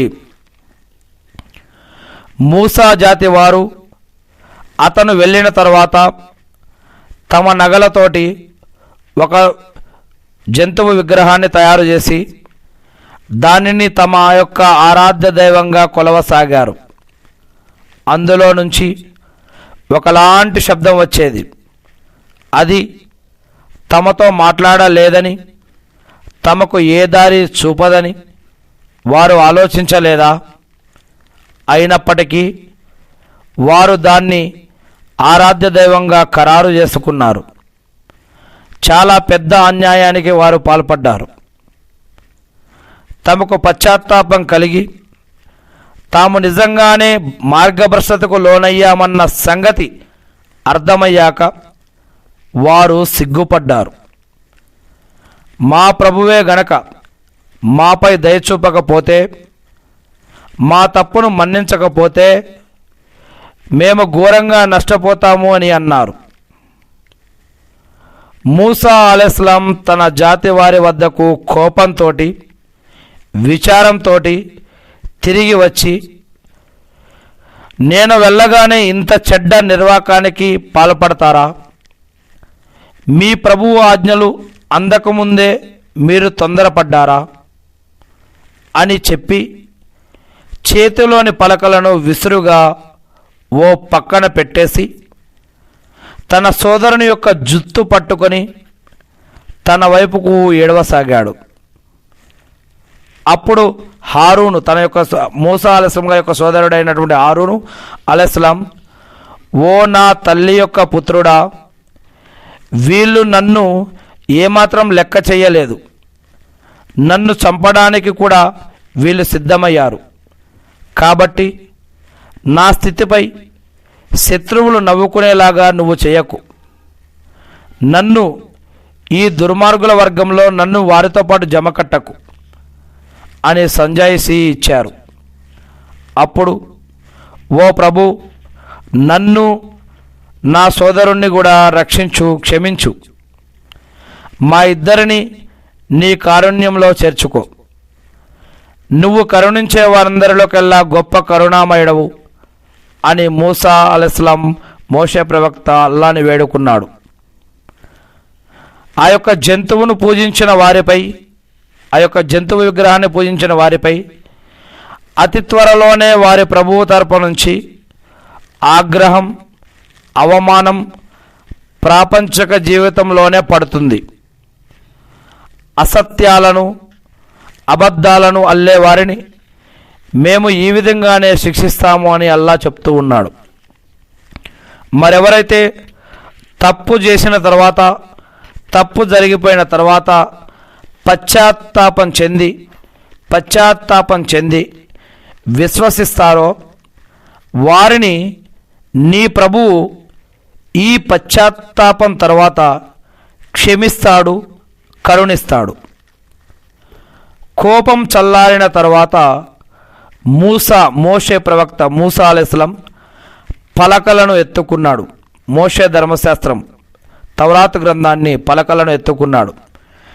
వాటిపై రాయబడి ఉన్న దానిలో తమ ప్రభువుకు భయపడే వారి కోసం సన్మార్గము, కారుణ్యము ఉండినవి. మేము నిర్ధారించిన సమయం కోసం మూసా అలైహిస్సలాం తన జాతికి చెందిన 70 మందిని ఎన్నుకున్నాడు. మరి వారిని భూకంపం కబలించినప్పుడు మూసా అలైహిస్సలాం ఇలా నివేదించుకున్నాడు: ఓ నా ప్రభు, నీవు గనక తలుచుకుని ఉంటే ఇంతకు ముందే వీళ్లను నన్ను తొదముట్టించి ఉండేవాడివి. ఏమిటి ప్రభు, మాలోని కొంతమంది అవివేకులు చేసిన పనికి మమ్మల్ని అందరినీ కూడా నాశనం చేస్తావా? ఈ సంఘటన వాస్తవానికి నీ తరపున పెట్టబడిన ఒక పరీక్ష. ఇలాంటి పరీక్షల ద్వారా నీవు కోరిన వారిని అపమార్గానికి గురిచేసి నీవు కోరిన వారిని సన్మార్గంపై నిలపగలవు. నువ్వే మా సంరక్షకుడవు కనుక ఓ అల్లా, మాకు క్షమాభిక్ష పెట్టు, మాపై దయచూపు. నీవు క్షమించే వారందరిలోకి ఉత్తమ క్షమాశీలివి అని మూసా అలైహిస్సలాం మోషే ప్రవక్త అల్లాను ప్రార్థించాడు. మా కోసం ప్రపంచంలోనూ పరలోకంలో కూడా మేలును వ్రాయి, మేము నీ వైపుకే మరలాము. సమాధానంగా అల్లా ఈ విధంగా సెలవిచ్చాడు: నేను కోరిన వారికి మాత్రమే శిక్ష విధిస్తాను. అయితే నా కారుణ్యం అన్ని వస్తువులను ఆవరించి ఉంది. భయభక్తుల వైఖరిని అవలంబిస్తూ జకాతును చెల్లిస్తూ మా ఆయుతులను విశ్వసించే వారి పేర ఈ కారుణ్యాన్ని తప్పకుండా వ్రాస్తాము. ఈ సందేశహారుణ్ణి, నిరక్షరాశి అయిన ఈ ప్రవక్తను అనుసరించేవారు కరుణించబడతారు. అతని ప్రస్తావన తమ వద్ద ఉన్న మోషే ధర్మశాస్త్రమైనటువంటి తౌరాతు గ్రంథం, మరియమ్మ కుమారుడైనటువంటి ఈసా అలైహిస్సలాం గారిపైన అవతరింపబడ్డటువంటి ఇంజీల్ బైబిల్ గ్రంథాల్లో కూడా లిఖితపూర్వకంగా లభిస్తుంది. ఆ ప్రవక్త మంచిని చెయ్యమని వారికి ఆదేశిస్తాడు, చెడుల నుంచి ఆపుతాడు, పరిశుద్ధమైన వస్తువులను ధర్మసమ్మతంగా ప్రకటిస్తాడు, అశుద్ధమైన వాటిని నిషిద్ధంగా ఖరారు చేస్తాడు, వారిపై ఉన్న బరువులను దించుతాడు, వారికి వేయబడి ఉన్న సంఖ్యలను విప్పుతాడు. కనుక ఎవరు ఈ ప్రవక్తను, ముహమ్మద్ ప్రవక్తను విశ్వసించి అతనికి సల్లల్లాహు అలైహి వసల్లం అతనికి ఆదరువుగా ఎవరైతే నిలుస్తారో, తోడ్పాటును అందిస్తారో, ఇంకా అతనితో పాటు ప్రవక్త ముహమ్మద్ సల్లల్లాహు అలైహి వసల్లం గారితో పాటు పంపబడిన జ్యోతిని, ఇస్లాంను, ఖురానును అనుసరిస్తారో వారే సాఫల్యం పొందేవారు. ఓ మొహమ్మద్ సల్లల్లాహు అలైహి వసల్లం వారికి చెప్పు, ఓ ప్రజలారా, నేను భూమి ఆకాశాల సామ్రాజ్యానికి అధిపతి అయిన అల్లా తరపున మీ అందరి వద్దకు పంపబడిన ప్రవక్తను. ఆయన తప్ప మరో ఆరాధ్యుడు లేడు. ఆయనే బ్రతికించేవాడు, ఆయనే మరణాన్ని ఇచ్చేవాడు.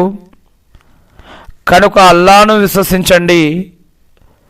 సందేశహారుడు, నిరక్షరాస్య అయిన ఆయన ప్రవక్త మొహమ్మద్ సల్లల్లాహు అలైహి వసల్లం గారికి కూడా విశ్వసించండి. ఆ ప్రవక్త అల్లాను మరియు ఆయన యొక్క ఆదేశాలను విశ్వసిస్తాడు. అతన్ని అనుసరించండి. తద్వారా మీరు కూడా సన్మార్గం పొందుతారు. మూసా జాతి వారిలో సత్యం ప్రకారం మార్గదర్శకత్వం వహించే, సత్యాన్ననుసరించి న్యాయ నిర్ణయాలు గైకొనే వర్గం కూడా ఒకటి ఉంది. మేము మూసా జాతి వారిని 12 తెగలుగా, వర్గాలుగా విభజించి వేర్వేరు సమూహాలుగా, గ్రూపులుగా, జమాతులుగా చేశాము. మూసా జాతి వారు అతన్ని నీళ్లు అడిగినప్పుడు, నీ చేతి కర్రను పలానా రాయిపై కొట్టు అని మేము అతన్ని ఆదేశించాము. అంతే, అతను కర్రతో కొట్టగానే ఆ రాతి బండ నుంచి 12 ఊటలు చిమ్ముకు వచ్చాయి. ప్రతి తెగవారు తాము నీళ్లు తాగవలసిన చోటును తెలుసుకున్నారు. మేము వారిపై మబ్బుల ద్వారా నీడను కల్పించాము. వారిపై మన్ సల్వాలను, స్వర్గం నుంచి మన్ సల్వాలను ఆహారంగా దించాము. మేము మీకు ప్రసాదించిన పరిశుద్ధమైన పదార్థాలను తినండి అని వారికి చెప్పాము. అయితే వారు కృతజ్ఞతకు పాల్పడి, మాకు చేకూర్చిన నష్టం ఏమీ లేదు. వారు తమ స్వయానికి తామే నష్టం చేకూర్చుకునేవారు. మీరు ఈ పట్టణంలోకి పోయి నివసించండి. అక్కడ మీరు కోరిన చోటి నుంచి తీసుకుని తినండి. హిత్తతున్ అని పలుకుతూ సాష్టాంగపడుతూ ద్వారం గుండా ప్రవేశించండి. మేము మీ యొక్క తప్పులను క్షమిస్తాము. సత్కార్యాలు చేసేవారికి మరింతగా అనుగ్రహిస్తాము అని వారికి ఆజ్ఞాపించబడినప్పుడు, అప్పుడు వారిలోని దుర్మార్గులు తమకు ఇవ్వబడిన వాక్కును, హిత్తతున్ అనే వాక్కును మరొక మాటతో మార్చి వేశారు. అందువల్ల మేము వారిపై ఆకాశం నుంచి ఆపదను పంపాము. ఎందుకంటే వారు చాలా అన్యాయంగా ప్రవర్తించేవారు. ఓ ప్రవక్త, సముద్ర తీరాన నివసించిన బస్తీ ప్రజల స్థితిగతులను గురించి వారిని, యూదులను అడుగు. వారు శనివారం నాటి విషయంలో హద్దుమీరి ప్రవర్తించేవారు. మరి ఆ శనివారం నాడే చేపలు పైకి తేలియాడుతూ వారి ముందుకు వచ్చేవి. శనివారం కాని దినాలలో అవి వారి ముందుకు వచ్చేవి కావు. వారి అవిధేయత మూలంగా మేము వారిని ఈ విధంగా పరీక్షకు గురి చేసేవారము. ఇంకా వారిలో ఒక వర్గం మంచిని ప్రబోధించే వారిని ఉద్దేశించి,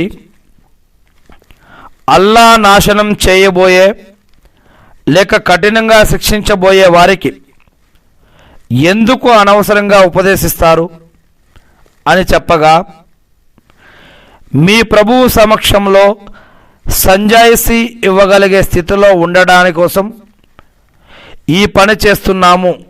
అలాగే బహుశా ఈ జనులు దైవాగ్రహానికి భయపడినా భయపడవచ్చు. అని వారు సమాధానమిచ్చారు. మరి వారికి చేస్తూ వచ్చిన హితబోధను వారు విస్మరించినప్పుడు ఆ చెడు పోకడ నుండి వారిస్తూ వచ్చిన వారిని మేము రక్షించి దుర్మార్గానికి పాల్పడిన వారందరినీ వారి అవిధేయతల కారణంగా ఒక కఠినమైన శిక్షతో పట్టుకున్నాము. అనగా వారు తమకు వారించబడిన విషయంపై బరితెగించిపోయినప్పుడు ఇక మీరు నీచులైన కోతులుగా మారిపోండి అని అన్నాము. ప్రళయ దినం వరకు యూదులను తీవ్ర యాతనకు గురి చేస్తూ ఉండేవారిని వారిపై విధిస్తాను అని నీ ప్రభువు ప్రకటించిన విషయం స్మరించదగినది. నిస్సందేహంగా నీ ప్రభువు శిక్షించడంలో వడిగలవాడు, నిస్సందేహంగా ఆయన క్షమించేవాడు, కనుకరించేవాడు కూడా. మేము వారిని, యూదులను భూమండలంపై అనేక వర్గాలుగా చీల్చి చెల్లాచెదురుగా చేసి ఉంచాము. వారిలో కొందరు సజ్జనులు మరియు దానికి భిన్నంగా కూడా ఉండేవారు. బహుశా వారు మరలి వస్తారేమోనని మేము వారిని మంచి స్థితిలోనూ దుస్థితిలోనూ కూడా పరీక్షించాము. మరి వారి తర్వాత వారికి వారసులైన వారు వారి నుంచి గ్రంథాన్ని పొందారు. వారు తుచ్చమైన ఐహిక ప్రాపంచిక సంపదను తీసుకుంటున్నారు. పైగా మేము తప్పకుండా క్షమించబడతామని వారు అంటున్నారు. అలాంటి సొమ్మే మళ్ళీ లభిస్తే మళ్ళీ దాన్ని కూడా తీసేసుకుంటారు. అల్లా పేరుతో సత్యం తప్ప మరో మాట చెప్పకూడదు అని గ్రంథంలో ఉన్నటువంటి ప్రమాణం వారి నుండి తీసుకోబడలేదా? మరి చూడబోతే అందులో గ్రంథంలో ఉన్న దానిని వారు స్వయంగా చదివారు. భయభక్తులు కలిగి ఉండే వారి కోసం పరలోక నిలయం ఎంతో మేలైనది. మరి ఈ విషయాన్ని మీరు అర్థం చేసుకోరేమిటి? ఎవరు గ్రంథానికి కట్టుబడి ఉంటూ నమాజులను నెలకొల్పుతూ ఉన్నారో, ఎవరు గ్రంథానికి కట్టుబడి ఉంటూ నమాజులను నెలకొల్పుతూ ఉన్నారో, ఎవరు గ్రంథానికి కట్టుబడి ఉంటూ నమాజులను నెలకొల్పుతూ ఉన్నారో అట్టి సంస్కర్తల పుణ్య ఫలాన్ని మేము వృధా చేయము. మేము పర్వతాన్ని పైకెత్తి కప్పు మాదిరిగా వారిపై నిలిపిన సంఘటన కూడా గుర్తు చేసుకోదగినదే. అది తమ పైన పడటం ఖాయమని వారంతా అనుకున్నారు. ఆ సమయంలో మేము వారితో, మేము మీకు వసగిన దానిని, గ్రంథాన్ని గట్టిగా పట్టుకోండి, ఇందులోని ఆదేశాలను జ్ఞాపకముంచుకోండి, తద్వారా మీరు దైవభీతి పరులు అవుతారు, ముత్తకీన్లు అవుతారు అని చెప్పాము. నీ ప్రభువు ఆదాం సంతతి వీపుల నుంచి వారి యొక్క సంతానాన్ని తీసి స్వయంగా వారినే వారికి సాక్షులుగా పెట్టి,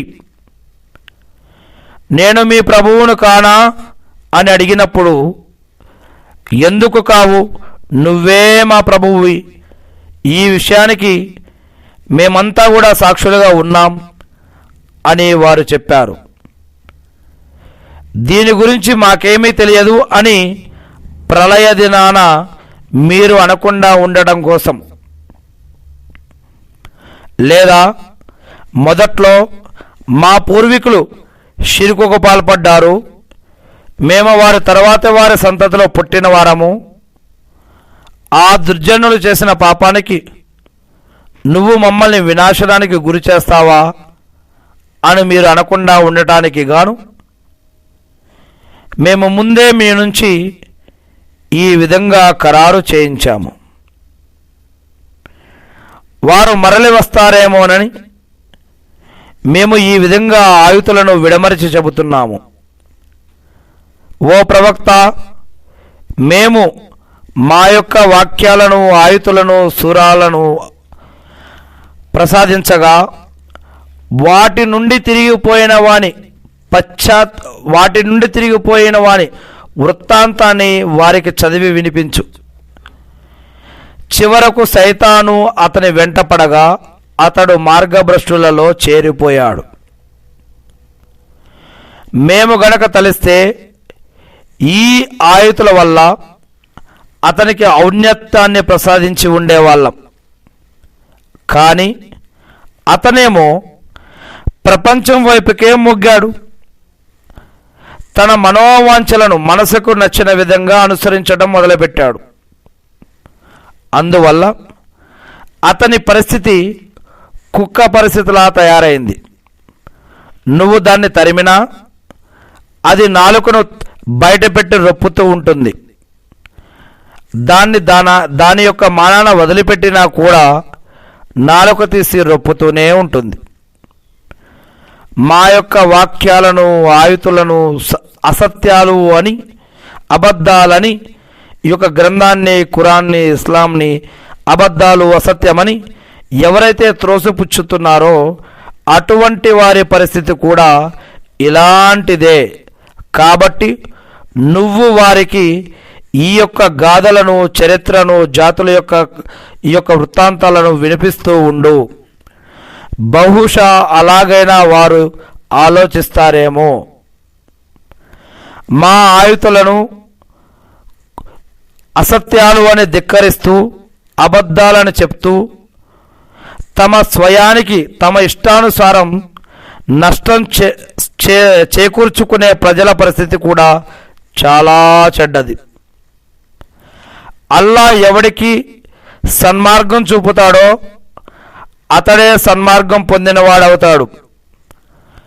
మరెవరిని ఆయన అపమార్గం పట్టిస్తాడో వారే నష్టపోయిన వారవుతారు. ఎంతో మంది జిన్నులు మరియు మానవులను మేము నరకం కోసం పుట్టించాము. వారికి హృదయాలు ఉన్నాయి, కానీ వాటితో వారు ఆలోచించరు. వారికి కళ్ళు కూడా ఉన్నాయి, కానీ వాటితో వారు చూడలేరు. వారికి చెవులు కూడా ఉన్నాయి, కానీ వాటితో వారు వినరు. వారు పశువుల్లాంటి వారు కాదు, వాటికన్నా ఎక్కువగానే దారి తప్పారు. పరధ్యానంలో పడిపోయిన వారంటే వీరే. అల్లాకు మంచి మంచి పేర్లున్నాయి, కాబట్టి మీరు ఆ పేర్లతో ఆయన్నే పిలవండి. ఆయన పేర్ల విషయంలో వక్రంగా వాదించే వారిని వదిలిపెట్టేసేయండి. వారు చేస్తూ ఉండిన దానికి వారు తప్పకుండా శిక్షించబడతారు. మేము సృష్టించిన వారిలో సత్యానికి అనుగుణంగా మార్గదర్శకత్వం వహించే, సత్యాన్ని అనుసరించి న్యాయం చేసే మానవ సముదాయం కూడా ఒకటి ఉంది. మా యొక్క ఆయుతులను, వాక్యాలను, గ్రంథాన్ని అసత్యాలు అని ఎవరైతే ధిక్కరించారో ఆ ధిక్కరించిన వారిని మేము వారికి తెలియకుండానే క్రమంగా మా ఉచ్చులో బిగుస్తూ పోతాము. వారికి కొంత గడువును ఇస్తూ ఉన్నాము. నిశ్చయంగా నా యొక్క వ్యూహం ఎంతో పకడ్బందీగా ఉంటుంది. ఏమిటి? తమ సహవాసిపై ఏమాత్రం ఉన్మాద ప్రభావం లేదన్న విషయాన్ని గురించి వారు ఆలోచించలేదా? అతను స్పష్టంగా హెచ్చరించేవాడు మాత్రమే. అతను ఎంత మాత్రం కూడా ఉన్మాది కాడు. ఏమిటి? ఆకాశాల మరియు భూమి యొక్క వ్యవస్థను, అల్లా సృష్టించిన ఇతర వస్తువులను వారు గమనించలేదా? ఆకాశాలను గమనించలేదా? భూమి యొక్క వ్యవస్థను గమనించలేదా? అల్లా సృష్టించిన ఇతర వస్తువులను వారు గమనించడం లేదా? వారి కాలం దగ్గరపడి ఉండవచ్చు అన్న సంగతిని గురించి కూడా వారు ఆలోచించలేదా? మరి ఖురాన్ తర్వాత వారు విశ్వసించే ఇంకొక వస్తువు ఏముంటుంది?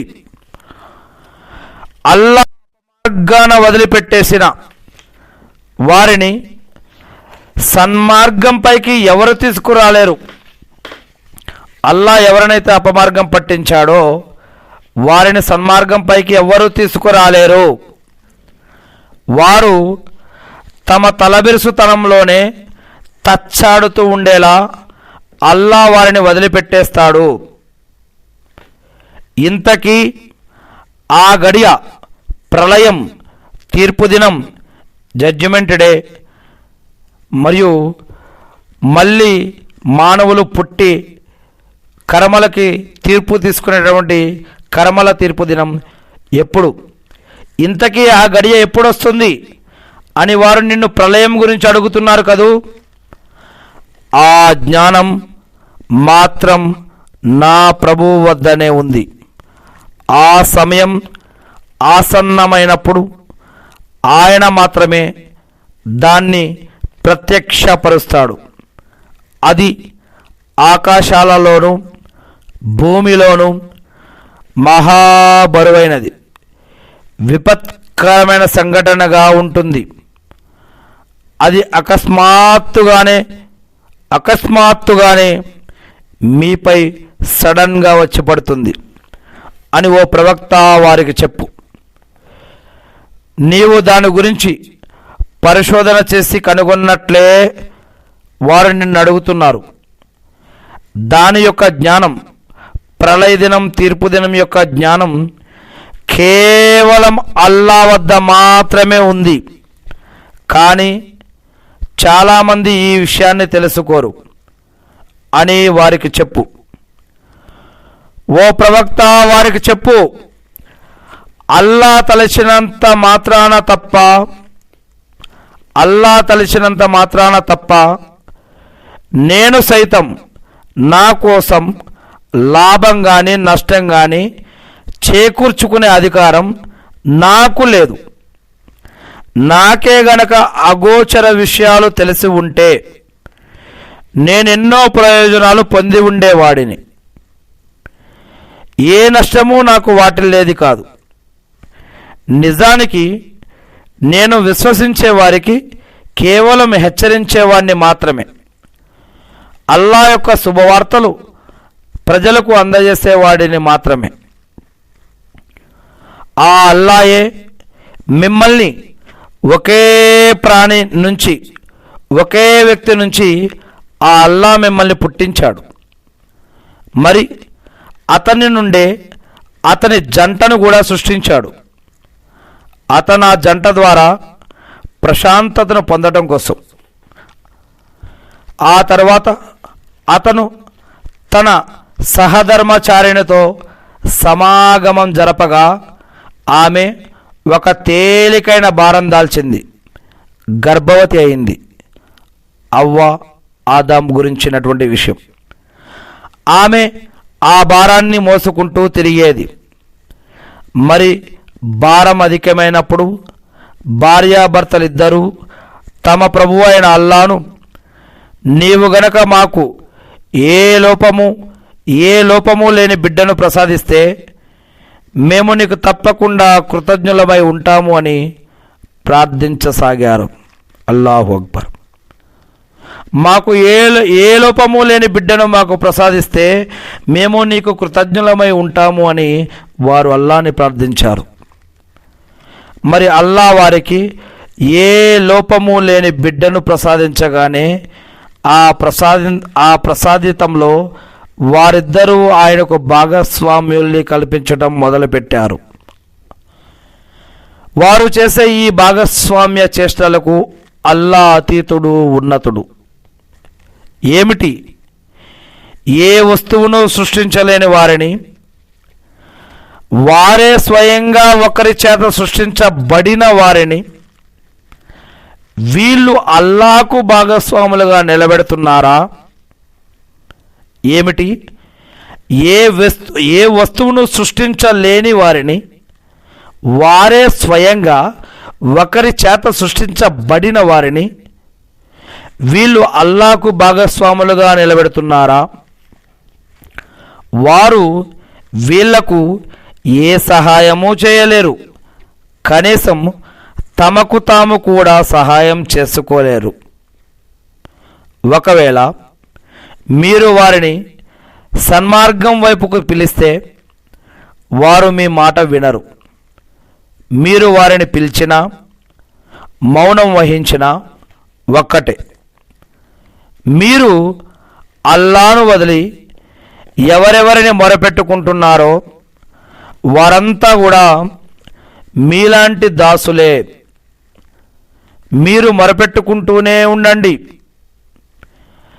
ఈ బహుదైవోపాసనలో మీరు గనక సత్యవంతులే, నిజమైన వారే అయితే వారు మీ మొరలను ఆలకించి వాటికి సమాధానం ఇవ్వాలి.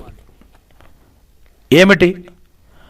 వారు నడవగలగటానికి వారికేమైనా కాళ్ళున్నాయా? వారు దేనినైనా పట్టుకోవటానికి వారికి చేతులున్నాయా? చూడగలగటానికి వారికి కళ్ళు ఉన్నాయా? వినగలగటానికి వారికి చెవులు ఉన్నాయా? ఓ ప్రవక్త, వారికి చెప్పు, మీరు మీ భాగస్వాములందరినీ పిలుచుకోండి. మరి మీరంతా కలిసి నాకు కీడు కలిగించే వ్యూహాన్ని రచించండి. నాకు కొద్దిపాటి గడువు కూడా ఇవ్వకండి. ఈ గ్రంథాన్ని, ఖురాను గ్రంథాన్ని అవతరింపజేసిన అల్లాయే ముమ్మాటికి నా సహాయకుడు, సజ్జనులైన దాసుల రక్షకుడు ఆయనే. కాగా అయితే మీరు అల్లాను వదిలి ఎవరిని పిలుస్తున్నారో వారు మీకు సహాయపడలేరు. తమ స్వయానికి కూడా వారు సహాయం చేసుకోలేరు. ఒకవేళ మీరు వారికి ఏదైనా చెప్పడానికి పిలిచినా వారు మీ మాటను వినలేరు. వారు నిన్ను చూస్తున్నట్లుగానే నీవు కనిపిస్తుంది, వారు నిన్ను చూస్తున్నట్లుగానే నీకు కనిపిస్తుంది కానీ నిజానికి వారు అసలు ఏమీ చూడలేరు. ప్రవక్త, మన్నింపుల వైఖరిని అవలంబించు, మంచిని ప్రబోధిస్తూ ఉండు, మూర్ఖులను నువ్వు పట్టించుకోవద్దు. సైతాను తరపు నుండి ఏదైనా దుష్ప్రేరణ, వస్వస కలిగినట్లయితే, సైతాను తరపున ఆలోచన కలిగినట్లయితే, సైతాను తరపు నుంచి ఏదైనా దుష్ప్రేరణ కలిగినట్లయితే, సైతాను తరపు నుంచి ఏదైనా వస్వస కలిగినట్లయితే అల్లా యొక్క రక్షణ వేడుకో, అల్లా శరణు వేడుకో. నిజంగా ఆయన బాగా వినేవాడు, తెలిసినవాడును. నిజంగా అల్లా భీతిపరుల, ముత్తకీన్ తమకు ఎప్పుడైనా సైతాన్ తరపు నుంచి చెడు ఆలోచన తట్టినప్పుడు వారు తమ ప్రభువు యొక్క ఔన్నత్య స్మరణలో నిమగ్నులైతారు. దాంతో వెంటనే వారికి కనువిప్పు కలుగుతుంది. ఇక సైతానుల యొక్క సోదరులను వారు మార్గవిహీనత వైపుకు లాక్కుపోతూ ఉంటారు. వారిని భ్రష్టు పట్టించడంలో ఏ లోటు రానివారు. నీవు వారి ముందు ఏదైనా మహిమను ప్రదర్శించకపోతే నువ్వీ మహిమను ఎందుకు తేలేదు అని వారంటారు. నా ప్రభువు తరపు నుంచి నాకు పంపబడిన ఆదేశాన్ని మాత్రమే నేను అనుసరిస్తున్నాను. విశ్వసించే వారికి ఇందులో, ఈ దివ్య ఖురాన్లో విశ్వసించే వారికి మీ ప్రభువు తరపు నుంచి ఎన్నో నిదర్శనాలు, ఉదాహరణలు, సూచనలు, జీవన మరియు ఆరాధన పద్ధతులు ఉన్నాయి. ఇది మార్గదర్శకత్వం ఈ యొక్క ఖురాన్. మరియు ఈ యొక్క ఖురాన్ స్వస్థత, కారుణ్యం అని ఓ ప్రవక్త వారికి తెలియచేయి. ఈ దివ్య ఖురాన్ పారాయణం జరుగుతున్నప్పుడు, ఖురాన్ చదువుతున్నప్పుడు దానిని శ్రద్ధగా వినండి, నిశ్శబ్దంగా ఉండండి. తద్వారా మీరు కరుణించబడవచ్చు. దివ్య ఖురాన్ చదువుతున్నప్పుడు దానిని శ్రద్ధగా వినండి, నిశ్శబ్దంగా ఉండండి. తద్వారా మీరు కరుణించబడవచ్చు. నీవు నీ మనసులోనే కడు వినమ్రతతో, భయంతో నీ ప్రభువును స్మరించు. నీ మనసులో నీ ప్రభువుని ఆరాధించు. నీ మనసులో నీ ప్రభువుని ప్రార్థించు. నీ మనసులో నీ ప్రభువుని కడు వినమ్రతతోటి, భయంతోటి మొరపెట్టుకో. ఉదయం, సాయంత్రం బిగ్గరగా కూడా మనసులో ఎలాగైతే ప్రార్థిస్తావో బయటికి బిగ్గరగా కూడా, మరీ బిగ్గరగా కాకుండా మెల్లగా కూడా నోటితో కూడా స్మరించు. మనస్సుతో కూడా స్మరించు, నోటితో కూడా స్మరించు. విస్మరించే వారిలో చేరిపోకు. నీ ప్రభువుకు చేరువలో ఉన్నవారు ఆయన ఆరాధన పట్ల గర్వాతిశయంతో మెలగరు. పైగా వారు అనుకవతోటి ఆయన పవిత్రతను కొనియాడుతూ ఆయన ముందు సాష్టాంగపడుతూ ఉంటారు.